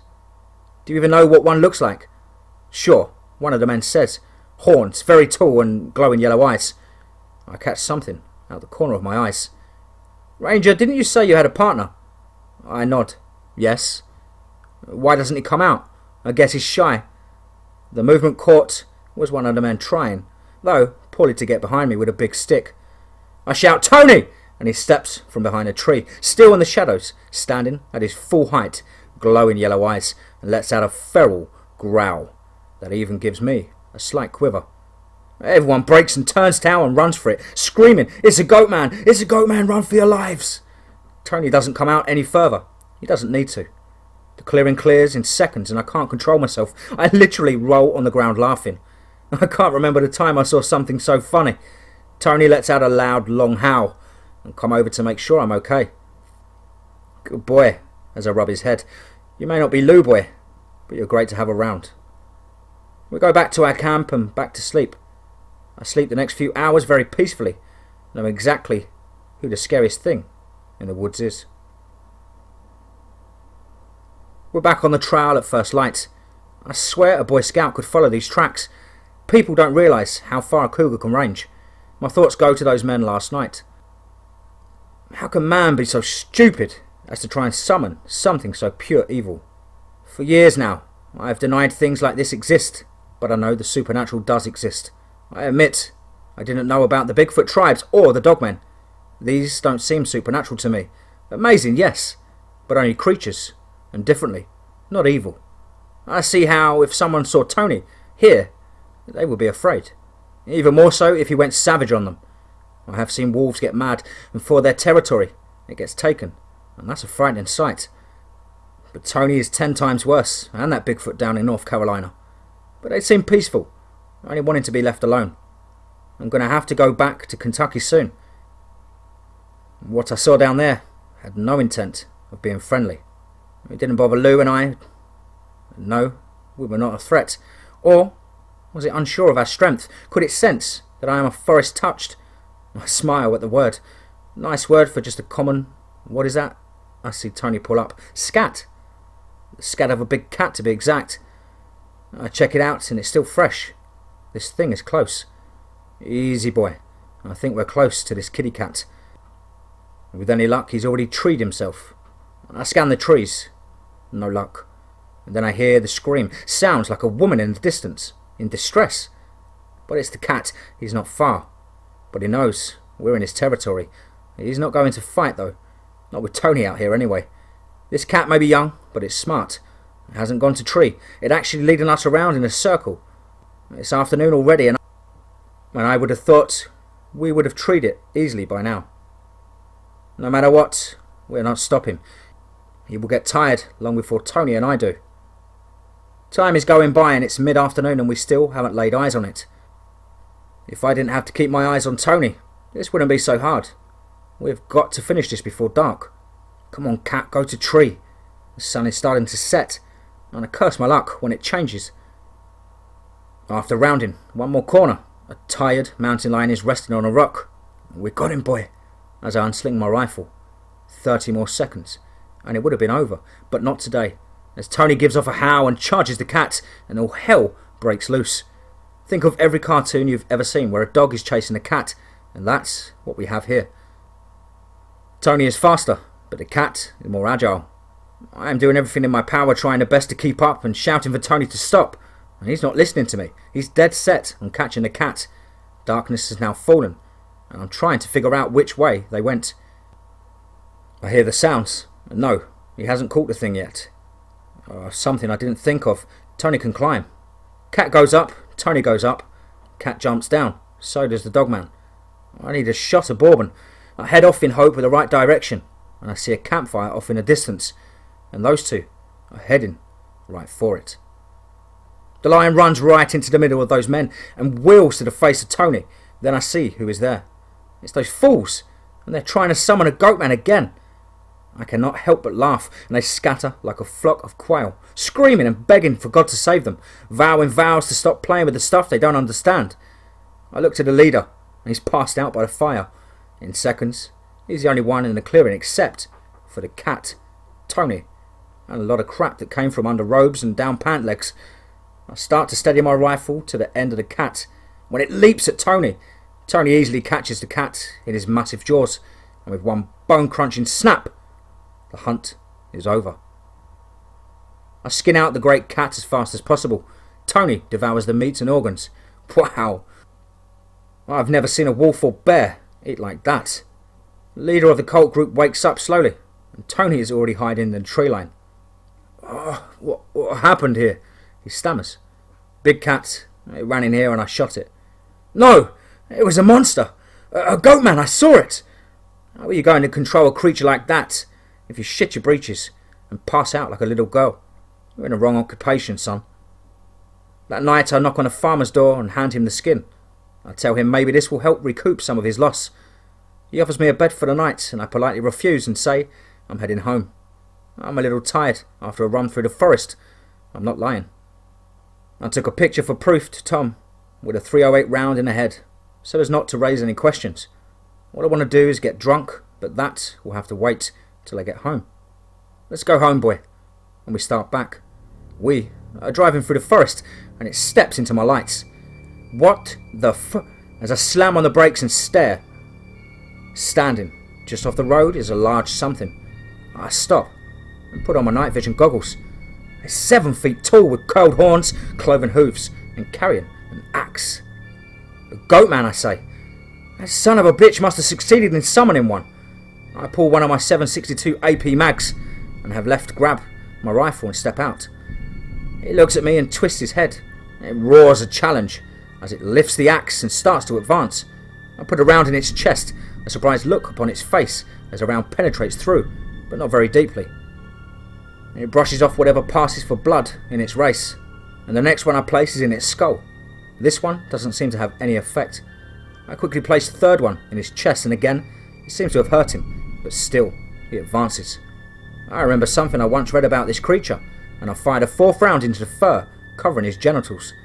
This knocks him to the ground, but he gets up again. He leaps over my truck, and my only course is to drop my rifle and pull my kukris, but barely ducking a swinging blade. I slice with my blade, and I'd have more luck against a steel plate. Again, he swings. It becomes a dance. I have no doubt in my mind what that axe will do to me if it connects. I duck and roll, attack when I can. I think about how supernatural creatures can be here. Is this the evil from the north I'm supposed to face? Exhaustion is quickly claiming my body. I know I can't keep this up for much longer. And then it happens. I tripped. The goat man's standing above me. I hear a voice in my head so loud it hurts. I was only going to send you to hell, but you heard me, human, so now I will have my way with you. And all of hell will know, not did you die at my hands, but also that I made you my bit. A loud crash breaks his mind in my voice. As I look up to see Tony had just torn the top off of my topper in my truck, and he was leaping at the goat man with all of his feral fury. All 8 foot and 600 pounds of Tony's form hits the goat man like a freight train. I've been on the receiving end of one of those charges. I know they hurt. Tony has got him locked up. His teeth and claws don't seem to be penetrating, but his jaw strength alone has him completely bound up, and connecting with those clawed hands, beating that thing down. I snap out of it. I have to help Tony, but with what weapon? What do I use? I think the axe that the goat man put down. His axe is to rape me. My night vision doesn't pick up a trace of the axe, and the goat man pushes Tony away and then rams him with his head backwards into my truck. Damn! That's going to leave a dent. I only have 2 payments left. I turn a light on my glasses, just in time to see Tony leap on him again. This time, Tony's weight brings him to the ground. Tony's jaw snaps on the thing's throat. It's not killing him, but at least it weighs him down. Finally, the axe, I find it. I pick it up. It's heavy, but my strength is more than enough to handle it. The goat man has pushed Tony back to his feet, and the two crash into each other once more. I look at the head of the axe. It's not steel. It's cold forged iron. I remember now as I grab the axe and swing it with all my might, as the goat man's attention is focused on Tony. I catch him solid in the back of his knees, and they buckle. I hear a scream of anguish in my mind, and I quickly swing again, this time into the head. He lay dead at my feet. Tony gave out a long victory howl as I watch the body dissolve. I look at my truck. The topper is completely destroyed, and the back quarter panel is pushed in. But I think it will at least get us home. Let's go, boy, before something else happens. The rest of the drive home is uneventful, thankfully, though I could swear I saw a deer by the road a mile or so from the station. It's 2 a.m. I walk into an empty station. Oh, I'm so glad no one is assigned here but me, as I fall into bed. I fall straight to sleep, but the dream returns about that dough. I'm so hungry. I dream of food. I awake starving, just like the dream, and smell the most wonderful smell of cooking food. As I get up, I notice I'm almost naked. I fell into bed in uniform. Where are my clothes? Am I still dreaming? Please let that food I smell be real. I am hungry. I slip on a pair of pants that's been laid out for me. I have the feeling I'm not alone. Where's Lou? And Tony? Surely Tony can't cook. I walk into a small kitchen the station has and see the long hair of a Native American girl. She's cooking something and Lou is right next to her, happily accepting bits of what she's cooking. No warrior you are, not dreaming, I hear her say. I know that voice. Dawn, what are you doing here? I told you you would see me again. Now sit down. You need to eat. The meal is good, though. It's mostly vegetables. Some meat, though. You're a very good cook. Thank you. You won a great battle days ago. 3 days. Have I been asleep that long? Yes. Don't worry about your job. I sent in the reports. How did you know what to do? Never mind. You would think I would be used to the strange things by now. Tony come loping up and into the station, begging Dawn for a treat. Strange things indeed. I have eaten, showered, and put on a new uniform, and we're sitting outside with Lou and Tony. You have some interesting pets, Mr. Johnson, Dawn says. They're not pets, they're my friends. We look after each other. And she smiles. That goat man or satyr, was it the evil to the north that you spoke of? Oh no, it's not. But we'll be here soon. And it will be worse. I am sorely afraid you and your allies are not the scariest thing in the woods.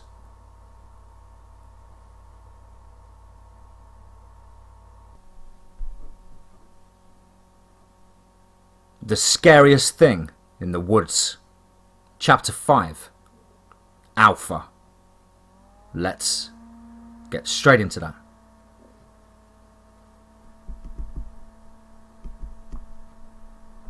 Can't remember the time I felt this content.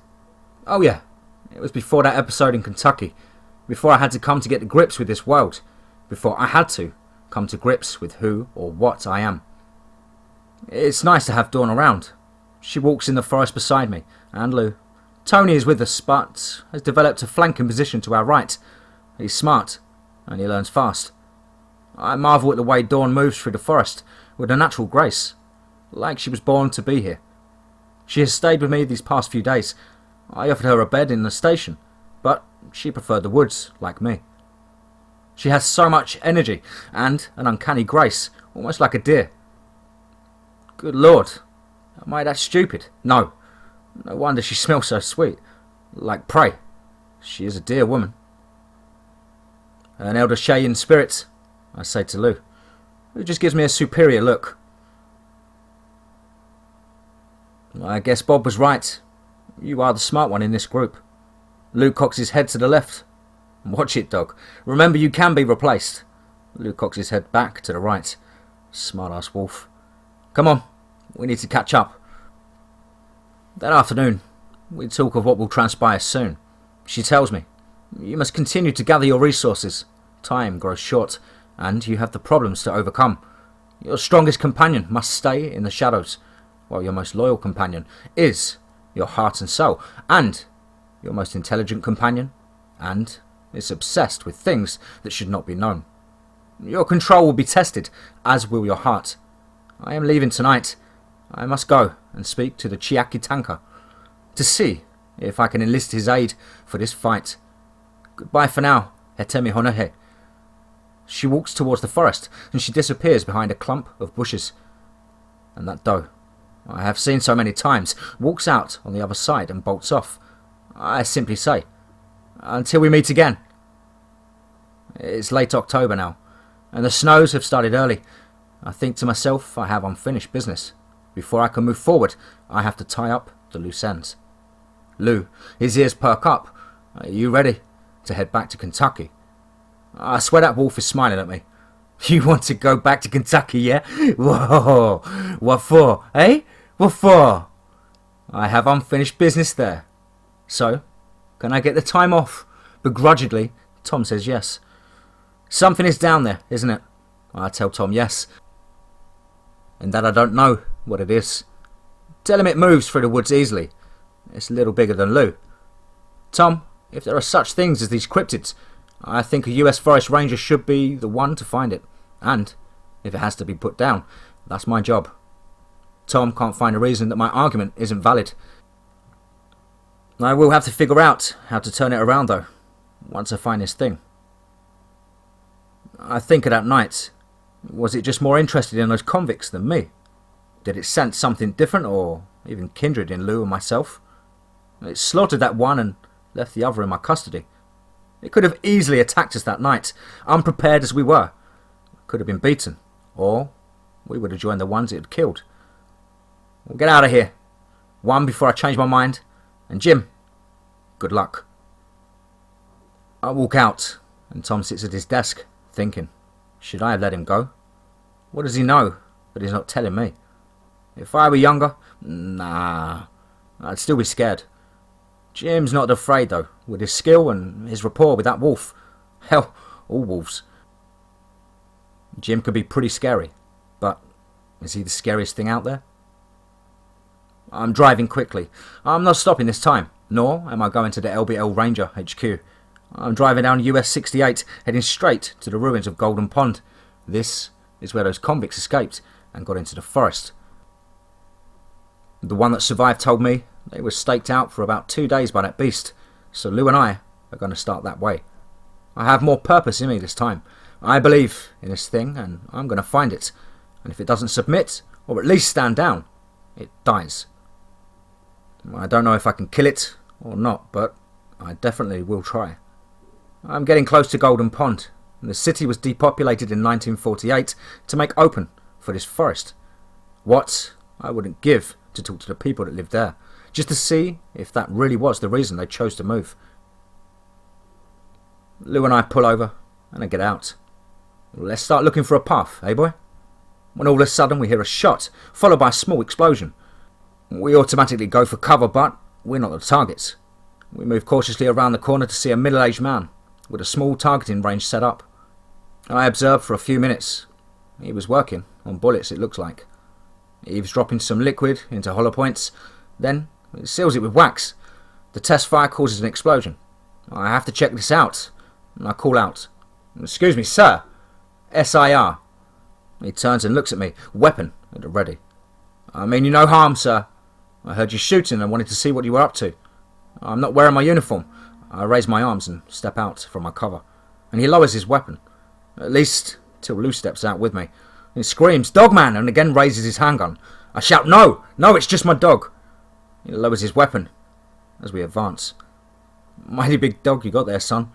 I could swear that's a wolf." "Yeah, he's part wolf, sir." "And we are here to hunt what? These woods aren't safe anyway, without people running around out there shooting up the forest and getting eaten." "I don't plan on doing it either, sir. I've hunted this game before and I know how dangerous it is." "Where have you hunted this game before?" "Well, sir, once in Yellowstone, where I did catch my quarry, and I have hunted this one before too, and I almost got him." "You got one up in Yellowstone? And hunted the one down here?" "One. The one down here? You are so lucky to be alive then, boy. 'Cause you didn't hunt one here." "I'm pretty sure it did, sir." "There ain't one here, you damn fool. There's a whole pack." "A pack, I say, surprised. How many? 10? Maybe 12? Why do you think this town isn't here anymore?" "One. Did you live here back in 48? "I was young. My daddy was born here." "Of course. They weren't back there then. When them loggers started cutting to widen paths for hikers and clearing the forest trails and decided to make this one of their national forests. Little Golden Pond just wasn't needed anymore." "Why did you stay?" "The wolf wares. The ones that killed my grandpappy. I aim to get them for it." "Oh, you mean the werewolves, don't you, sir?" I say as a chuckle. "No, wolf wares, young man. A werewolf is a man that turns into a wolf. A wolf were is a wolf that turns into a man. Only they hate man, so they turn into those standing wolves. Everyone always said silver would kill them. Well, it don't. Even if you could hit one. Silver bullets don't fly very true. That Lone Ranger fellow was wrong, I think to myself. I know silver doesn't kill a werewolf. That's only a wives' tale, but it doesn't allow their wound to heal very easily. Then, how'd you kill them, old man?" "Well, come on over here, son, and I'll show you." He takes me to a table and laid out as a bullet-making material. I experimented with silver rounds, but the metal is just too hard to rifle down the barrel too well. So your aim is off. I think back to what I'd figured out about hard versus soft. So I tried a few variations. In California, they're experimenting with copper rounds, and they have proven dead accurate. I nod. I still wanted to try add silver, wives' towel and all.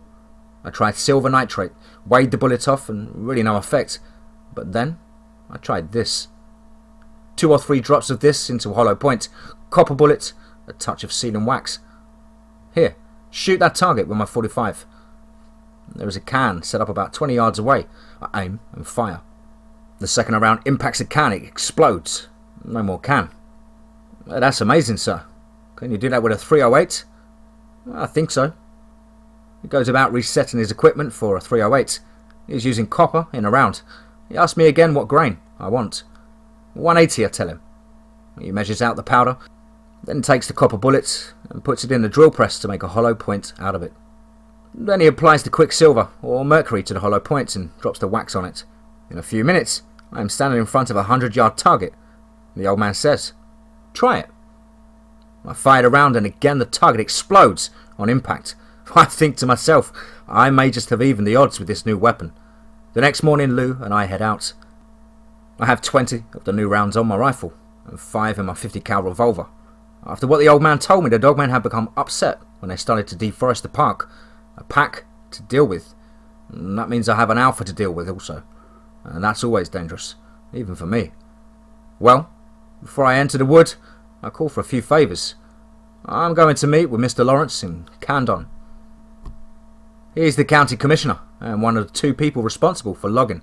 I am interested in seeing the records and seeing the logging sites, unless I miss my guess. There will be a connection with that and the attacks. Also, I want to find out if this man knows more than he's telling people. More than likely, he's stirred up his hornet's nest and is standing back while people get stung. I meet with Mr. Lawrence and I told him about the process of clearing trails and campsites for the tourists to pump in the revenue. I ask about the missing and the attacks. I'm told Eastern Puma. I'm told that this range is one of the last sites for the Eastern Puma, and they are very aggressive and territorial. I say that I have found wolf tracks, very large ones, and he starts to stammer, and he assures me that they do not have a wolf problem, and they post the areas that it's safe to camp in. The areas that they allow hunting, fishing, and deep hiking, it cannot always be patrolled, so people are advised to look on to their own safety. Surely, Mr. Johnson has hunted. You do know that bears can be very dangerous, and people that get too close tend to get hurt. Even you, Mr. Johnson, are not immune to getting hurt. I smile, as I notice the emphasis on me getting hurt.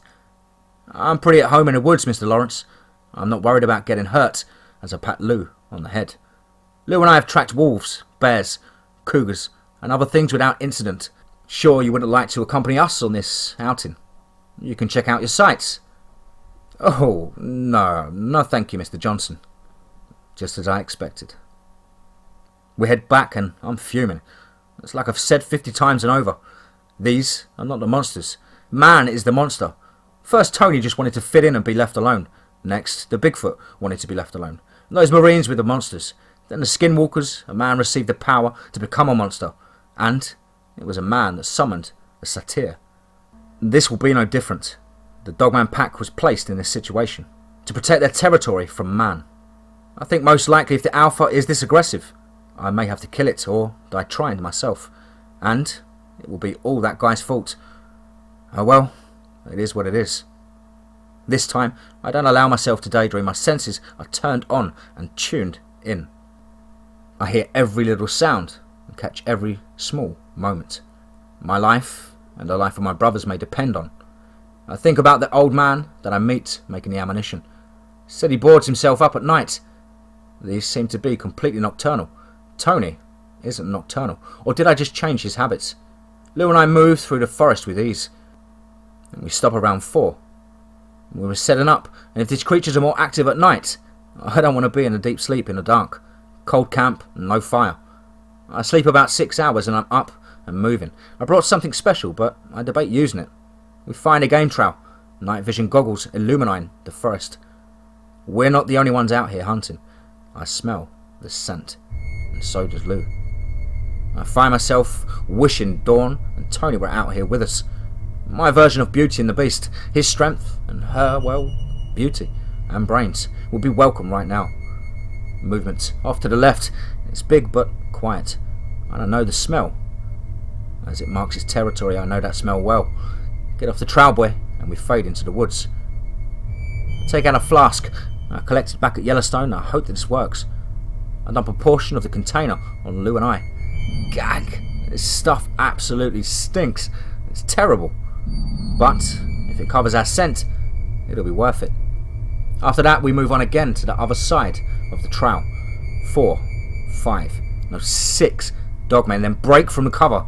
The leader is huge. Absolutely monstrous. He's easily 2 feet taller than Tony, and he's sniffing around. All of a sudden, I get this cold feeling creep over me. He's hunting me. I have my rifle at the ready. They are looking for my trail but can't track it. The trick must have worked. They can't pick up my scent. Except on a smaller or younger dogman seems to be looking in my direction. And now, he's looking right at me. Our eyes lock. I ready my rifle. One of the bigger dogmen comes toward him and spins around, lashing him with the claws. The smaller dogman, I'm guessing an Omega, is being punished for not following the Alpha's lead. Dissension in the pack is good to know.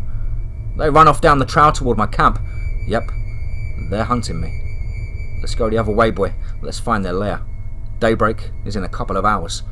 We need to find the mouth of the cave. I remember what I first said about these creatures. They are messy eaters, and they are. And they are not wolves. No self-respecting wolf would leave trash like this in front of their lair. Wolf lairs are clean. They are only used to raise pups in. The rest of the pack rarely enter them. The alpha female births her pups, and the rest of the pack bring her food. And then the nannies clean it up. Almost like the wolves know that the decay in flesh and bones isn't good to be around the kids. I don't know how long I have to explore this out. I will, and I go. Damn it, I'm not alone. And Nanny comes in from behind a rock. Lou and I duck into the caves. Our scent is still masked. Nanny looks around. The alpha female comes out with 2 pups. Lou and I are hidden for now, but this isn't a good place to hide. Remember what I said about the way wolves keep their lair? Well, this is definitely the maid's day off. Either that or they ate her. The rest of the pack will be returning any minute now. I have literally been between a rock and a hard place. The 2 females go farther back into the cave and I see our chance. We hot-footed out of the cave there and in the nick of time, just in and over the brush cover when the pack returns. One is carrying a deer carcass. The alpha is carrying what looks like a human body in ranger uniform. Damn! I'm going to have to take pleasure in killing that SOB. 2 guards are left out and 1 beta, and that same Omega that had seen me. The beta is asleep and the Omega is on patrol. He sniffs the air and comes towards my hiding place. I have used the last of Tony's piss to mask our scent, but this Omega has a good nose. He moves through the brush towards me. I know the fight will not be silent. Damn, I'm as good as dead unless these new rounds work like I think they will. I don't want to kill the entire pack. The Omega steps in front of me, teeth showing in a full snarl. I level my rifle. It doesn't attack. Lou and I back up slowly, but the DM doesn't make any move towards us. Then the unexpected happens. He points to my rifle, then points back to the cave, and then makes a mimic of an old man. Son of a bitch, he wants me to kill the alpha, and I think the pack is going to go after the old man tonight. He looks at me and turns to run back to the cave entrance. He gets back in time to run into a very angry alpha that has come out, who slashes his claws across his face in a show of dominance. Lou and I sneak away as quiet as possible, and on a full run ahead back towards Golden Pond. I tell the old man that tonight there will be trouble, that he will be attacked by the pack. The old man laughs and said, yeah, they've tried that before, and they haven't got in yet. Well, I tell him their leader has worked them up. Then let's get ready to fight, son. There are hardly any buildings standing anymore, most of it's been knocked down. The old man boards himself up and asks if I want in. No, I'm better outside, thank you. So I find me and Lou a place to wait this out. Not long after nightfall, it happens. There are at least 12 of them out there. 2 of the DMs rush the door and are greeted by a shotgun blast. They retreat. I remember though the old man doesn't have a high-powered rifle. 2 larger DMs are moving to the side of the house, now flanking the door. Damn, these creatures are so smart. They're using something to get purchase of the door, as they pry it out and then grab hold of the edges. One howls in pain as he pulls back a nub of a fist. The big beta on the other side jerks open the door hinges and reaches for the old man. The alpha steps out and I have a decision to make. I hope this works, and a fire hitting the big dogman in the back. Boom! The bullet explodes and the dogman crumples to the ground. Still alive, but his back legs don't seem to work. Alright! I shout as I watch the old man fire his 45 into the beta's face, also causing the explosion. This time, he doesn't move though. I take quick aim at the beta, but it is pointed at me and sent 2 DMs heading my way. I change my target, and I hit the other one in the chest 2 times. He drops to the ground in a heap. Lou is growling as the next one steps out from behind me. Lou sinks his fangs into the thing's throat. As a third dogman I didn't see reaches out and grabs me. My eyes stare as I'm lifted into the air. The dogman lowers me back to the ground, turns and bites the neck out of the one that's wrestling with Lou. He slumps over dead. Lou and I both look at the dogman as he points to my rifle and then points to the alpha, turns and runs off. I look up and the alpha has the old man in his grip, jaws open wide.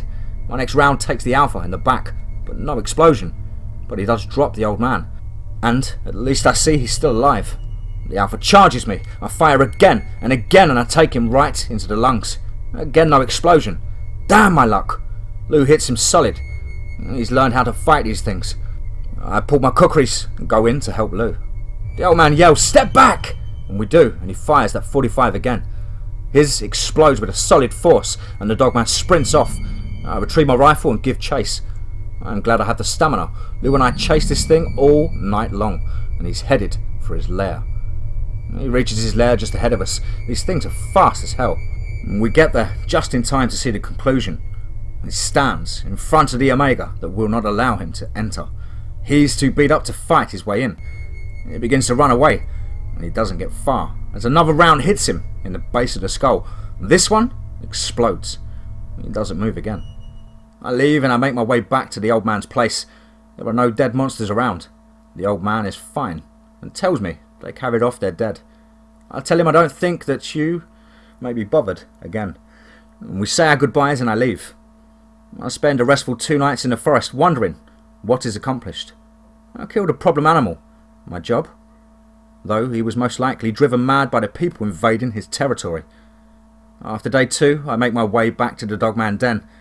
There is a world of difference. The outside is cleaned up, and it looks like a normal den site now. At least, I hope this is over with. Phew, boy, I'm tired. Let's go home, eh? Yeah, come on. I think big teeth and big claws versus big gun and expert shot. This time, the gun won, and there's no question of just what is the scariest thing in the woods. First, the US Marine Corps, now the US Department of Interior. Are you trying to start a war with a government? A government that, I remind you, pays your salary. I know, Tom. I just can't stand this cover-up crap. There's no more to it. But son, tell me the truth. What did you find out there? I can't say yet, even if your job depends on it. Does it? No, but they're talking about you just being a ranger. No hunting, no federal marshal, and putting you in a small park away from any action. I would quit. You know that, and they know that. At least if I stay here, then you can keep tabs on me. I told him that too. Tom, please, don't make me say more now. But I will tell you this. I have written a journal. It's in my foot locker at the station. It has everything that's happened in the last few days written in it. If I don't come home from one of these hunts, please read it. It will tell you everything I have learned since my first trip to Kentucky. I leave the office and go to the station that I might as well call home. Seems kind of empty without Dawn here. Lou and I relax, and Tony comes loping up. I rub his head. You must save this boy. I try to fathom what would happen if I'd moved to South. Lou's coat wouldn't like that. He's like me, he's built for the cold weather. And Tony now, that would be a problem. I am broken from my thoughts when the satellite phone begins to ring. I pick it up. Yes, this is Jim. Oh, howdy. Yeah, Steve, what's up, bro? It's Steve Smith, one of Bill's researchers. What do you mean you can't find him? He left here about 3 weeks ago. Said he was heading to Texas to check on some aggressive Bigfoot down there. Okay, calm down. Yeah, okay. Calm down, I'll head down there ASAP. Okay, keep me posted on the loop, yeah? I need to head to Texas. Tom is not going to like this. I was right. He didn't. This is leave without pay, and going on my record. Like I care about that. I'm afraid for Bill too. He told me some scary stuff is in that area. And I'm about to play right into it. The thing is though, the thing that worries me the most is if I keep this up, I may turn Tom into the scariest thing in the woods.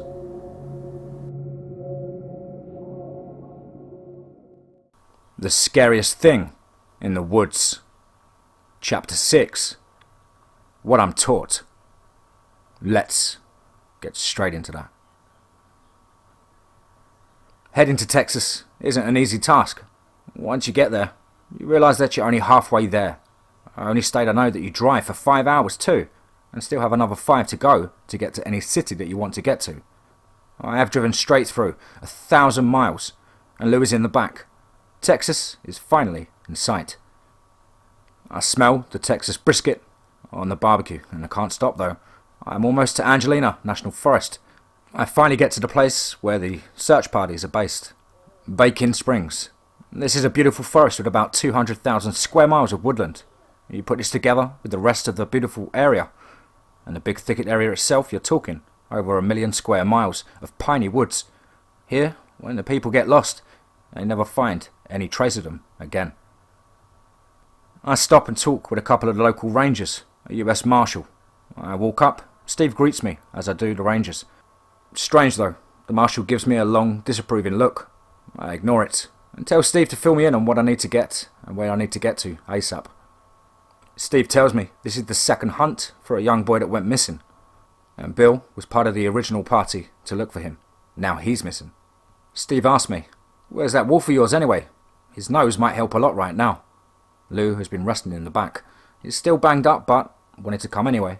Steve's not the only one to think about Lou's keen nose. I call Lou and he jumps out of the truck. Yes, I removed the wreck that Tony made of the topper. Lou gets the usual reactions from anyone that has never seen him before. We go to Bill's tent and Lou sniffs around until he has a solid scent track. We leave the tent and move to the edge of the woods. A young couple come up and Steve and the rangers asking if there was any news. Steve tells them not just yet and introduces me. Mr. and Mrs. Watson. This is Ranger Jim Johnson from Yellowstone. He's one of the best tracers and rescue people in the world. The woman yells, "You're going to find my boy, my Brian." "No, ma'am, he's not," interjects the Marshal before I can even speak. "He's going in to find his friend. He has not even asked about your son." I stare in disbelief at the Marshal. Before, the witness's tears cry out, "You're not here for my son. You're only here for your friend." And she breaks down crying, falling to her knees. Her husband then steps up, and in a threatening posture, like he's going to strike me, before he backs away as Lou steps up growling. I again see in disbelief, as the Marshal then starts to pull his Glock 22. I shout out, "Calm down, people. I'm going to find the boy. And Brian, and anyone else that's out there." I then look directly at the Marshal and tell him, "If you pull that weapon at my dog, I will kill you on the spot." Threatening a federal officer is assault, and since you're armed... "Would you please shut up?" Mrs. Watson yells. "Just find my son, please." "Ma'am, please, do you have anything that Lou can sniff? We need to get started." She then produces a ball cap. Lou takes a long smell of the cap. I excuse myself to talk to Steve before we get out there. "You look tired, Jim. Did you drive straight through from Yellowstone?" "Yes, I did. I'm pretty tired. I went through hell before at the LBL. What's with that, Marshal? Has you got something to prove or what?" "I honestly don't know. He just showed up this morning and started acting like he's in charge." "Okay. What are you and Bill here for? And this isn't your cup of tea? Is there a Bigfoot or Dogman sighting in the area I have to worry about?" "Oh yeah. This is a hotspot for them.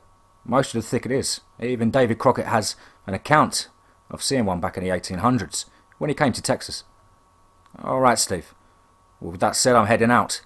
I will not be back until I find them." I say my regards to the husband and wife, and we wish each other luck, and Lou and I take off. I would like to say it was an easy task to get into the forest, but it wasn't. That fool of a Marshal was waiting for me at the tree line. He declares that he's going in to accompany me. I laugh. "There is no way in hell you're coming in there with me. You couldn't keep up, much less. I don't need you, and I don't want you." "I'm going in with you, or else." "Or else what? You're damn lucky that the Watsons were there, standing with you. Or when you pulled that gun, I would have had Lou take your arm off, and trust me, he can do it." Hell. I hit him square on the jaw and he crumples to the ground, like wet linen. Lou and I enter the forest, and we're well into it before he gets up. He will be a fool if he follows us, and part of me hopes so. I would love to educate him in the ways of the deep forest, and show him, what the scariest thing in the woods really is. I think to myself, I really shouldn't have done that, but it felt so good. But I'm just digging my hole deeper. The beauty of this forest soon relieves my tension, as I allow the magic of the greenwood to relax me. I had forgotten on what this forest looks like. I haven't been here for so many years. I know I'm not far from the Louisiana border, which puts me so close to my father. I push that out of my head and focus on the task at hand. I had seen the maps that the rangers were using for their search patterns. Lou is leading me away from that area. He doesn't have a huge scent, but he's moving fast in an eastern direction towards the river. If they went to water, we will have trouble picking up their scent. I've been awake now for more than 48 hours, and endurance has its limits. Lou is hurting. We are almost to the Natchez River and Lake San Rayburn. Why, we have to sleep, boy. We'll catch the trail tomorrow. I cold camp and only put the blankets and nestle down next to Lou. I am no sooner asleep than the dreams come true. In the dream, Dawn's speaking to me. I smell that sweet smell. I'm so hungry. She tells me your friend is alive, as is the boy. They are together. They were taken by the elders of this forest, are in a safe place for the time being, but you will face danger if you try to rescue them. They are watched, and you are watched. You are watched by more than the elders of the forest. The great evil I spoke of south knows you are here, and makes plans to stop you. Remember what you have learned. Remember what you have been taught. Your mind is your greatest weapon in this. Strength and weapons will not help you. I have spoken to the Ancient One in the north. He knows you and respects you, and will also help you when he can. The evil to the north is moving. You must be wary of him. You must face him soon. The forest hides him, but doesn't actually. And an evil spirit that will seek to devour you. He is not as dangerous as the south, and the evil to the south wishes to consume you. And, if you do not use the lessons you have learned, he will consume you. I don't understand devoured. And are they not the same thing? Consumed and devoured? One wants to eat me, and one wants to consume me. That's the same. It's the same. It's the same. Suddenly, the dream changes. Dawn is running through the woods. The smell of that delicious smell, her flesh so soft and tender. Her fear makes it all the more inspiring. She's fast, but not as fast as I. I easily trip her, and she goes down and my fangs sink into her throat. The fresh hot blood covers my muscle. I revel in it. I revel in the kill, the satisfaction, and my hunger is suppressed. I awake and I could not eat. I understand. Lou is next to me licking my face, trying to calm me down. I understand, boy, I understand. And my father knows I am here. We have changed our direction now to the northwest, keeping the lake on my right-hand side. There is little traffic on the lake. It is almost November. I guess even Texans get cold sometimes. We move away from the lake deeper into the forest. I have the feeling I am being watched. I notice a shadow. There in the tree line. It's too large to be anything man-sized, so I guess one of us has found the other. I remember what Dawn said in the dream. Remember what you have been taught. Remember what you have learned. I act like I don't notice and set up camp. I relax in my hammock with Lou by my side. On a rock about 60 feet away, I place a plastic container out that had some rhubarb that I'd picked. I nestle down to sleep. Then a few hours later, Lou stirs. A soft growl forms within him. Tells me the bait has been seen. Quite good, boy. It's all part of the plan. Now go back to sleep. I awaken and then, seeing nothing. To see the rhubarb is gone. I go to the rock and sit on it, taking the last of my rhubarb and placing it in front of me. I left my weapons behind. Not long after that, a large, I would say around 9 feet, Bigfoot steps out. Stay calm, Jim, I say to myself.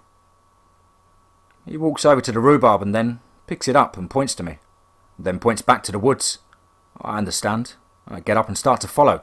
He stops me with a motion of his hand and points to my weapons, and that I should bring them. No argument, I merely pick them up and follow him through the woods. I understand why these stay hidden for so long. I'm good in the woods, and I can make a trail most anywhere, but these things move through so fast and undetectable. It's amazing. We hike to the better part of 10 miles, to the perfect clearing. You could literally not find a better place. 10 feet in either direction, you'd miss it. And with the canopy above us, you could never be seen by the air. The one that led me here presents the rhubarb to a very large, like 12 feet tall, I think female. She then accepts it and gives me a slight nod. Woman, you are not welcome here. I hear a booming voice in my head. But I will tolerate it for the moment. I say and think back to her. I am sorry for invading your home. I seek only my friend and a small child. And I hope you understand me. I understand you, human. And only I can call you that, for that is what you wish to be called. The Ancient One has told me that we are to be friend to you.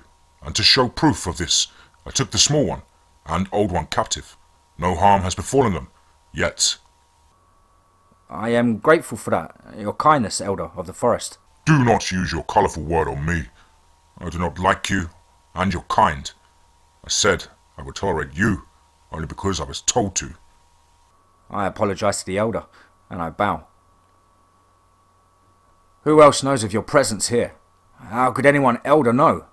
My question hangs in my throat as two large dogmen step from behind a wooden structure.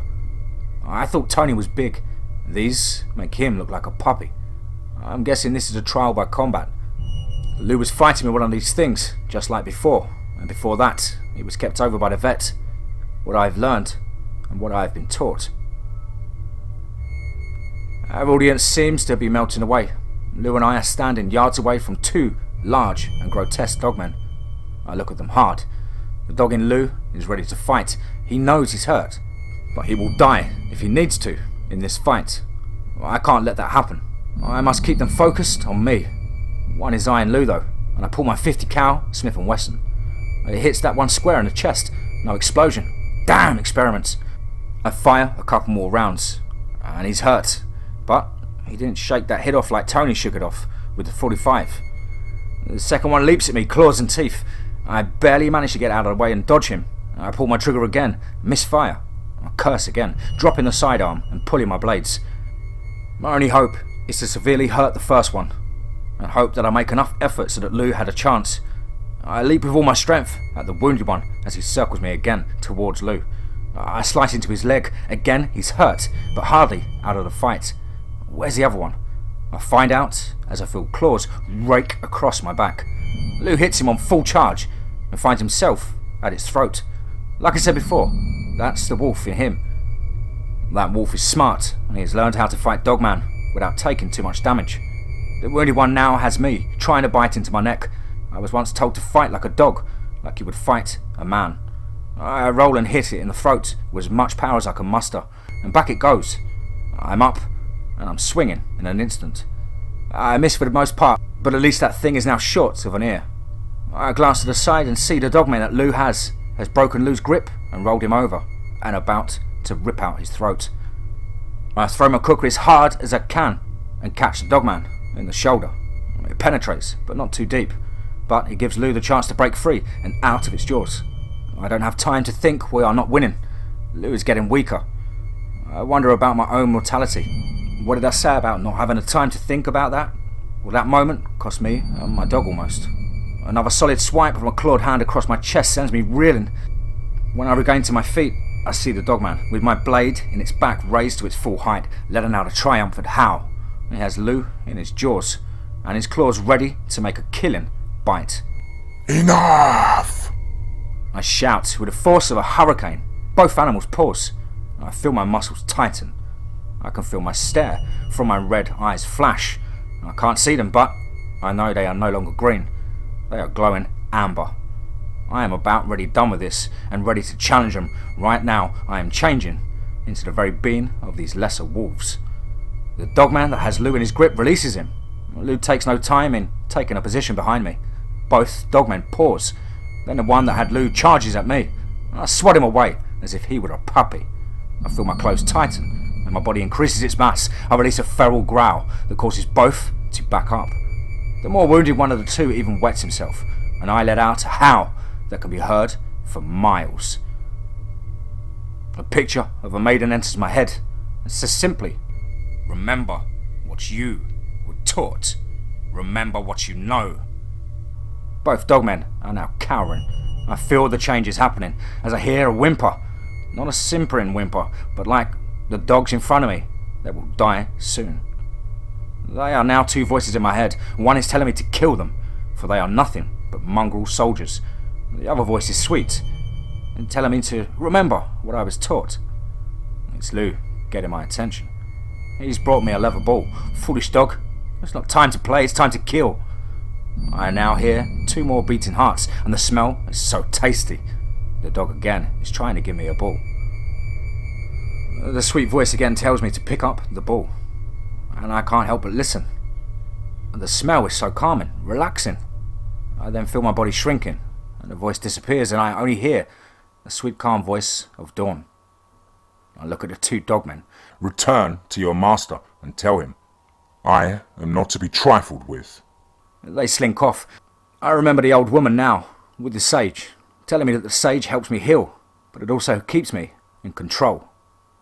Moments later, I see Bill and Brian are being held. They're both just up to greet me. I hear the voice in my head again. You truly are the protector of the forest, as the Ancient One rides within us, and we will help you when we can. The boy will lose memory of this place, as a gift to you. Please, keep this. The faster way out of this to make for the lake. It's only a few miles, thank God. I'm so tired. I don't know how much longer I can even stand. Talk about luck. There is a chopper over the lake. I signal it, and we head back to what man calls civilization. I think I can sleep for a week, but I know I had better get back to Yellowstone. I don't know how long I can keep this up. That family is all hugs and kisses and thank yous for bringing their son home, who strangely can't remember anything at all. The marshal is still around, who begrudgingly tells me, "Good job, Bill." I don't care. I'm going to go get a drink and sleep tonight. You want to join me? As we head back to Lufkin, I try to raise Tom on my satellite phone, but for some reason it isn't working. Never seen that before. It will keep, I decide. I'm happy. I saved my friend and a young boy, and I kept myself under control and learned some valuable info. One bad thing I realised though is I might really be the scariest thing in the woods. Bill, Steve and I find a bar in Lufkin, and of course Lou is with us. We find a quiet table and get a bite to eat and some Jack Daniels. We think about what happened. Of course I leave out the part about me in the end. Bill states he had heard a ear-splitting howl. I say I heard it too. No clue what it was though. Steve is insistent about how I defeated two dogmen. I show him a couple rounds, and if there hadn't been any misfire, then the fight would have lasted for a lot less, if at all. I tell him I need to go see if I can get them professionally made. If they work right, they can knock down anything. Bill is much more interested in how we communicated. I tell him I heard the voice in my head was all I could tell him. I said they communicated with him the same way, and that he had heard they were telepathic. The night drags on. I'm not drinking very much. Something in my head says, keep my wits about me. Bill and Steve excuse themselves, saying, "Jim, we know you like to sleep outside, but old men like us need a bed and blankets, so we're going to go find a motel." My friends leave, and there's one more drink in a bottle. I pour it into my glass. "Well, old dog, just you and me, and after this last drink, we're going to go find our bed ourselves." Then I smell it. The scent, his smell, like a ton of bricks. It isn't like Dawn's. She smells sweet. This isn't sweet. It's pheromones. I look around, and I see her in the shadows. A beautiful woman, long dark black hair, perfect body, and a grace that defies human movement. I approach her. "May I offer you a cognac?" "Bonsoir, Michel. No, thank you. I have my own." Such a barbaric drink. Little more than swill. Pour it in the toilet, where it belongs. This cognac is from your father's private cellar. I want nothing from my father. I want nothing from you. Now why are you here? Lou's hackles start to raise. "Oh, what a lovely chien. But he must learn his place." Her eyes flash golden yellow. Much to his credit, Lou stands his ground. "Ho ho, so brave and loyal too." Again, Michelle. "What do you want?" "I want you, of course. Are you not my fiancée?" "No, I am not. That is long over. You can tell that to my father." And she pouts. "Very well, James Dahoo, but we will meet again." She gets up and leaves, and I watch her walk out into the night. I know her, and her anger. She doesn't like rejection, for all of her beauty. She will be the scariest thing in the woods tonight.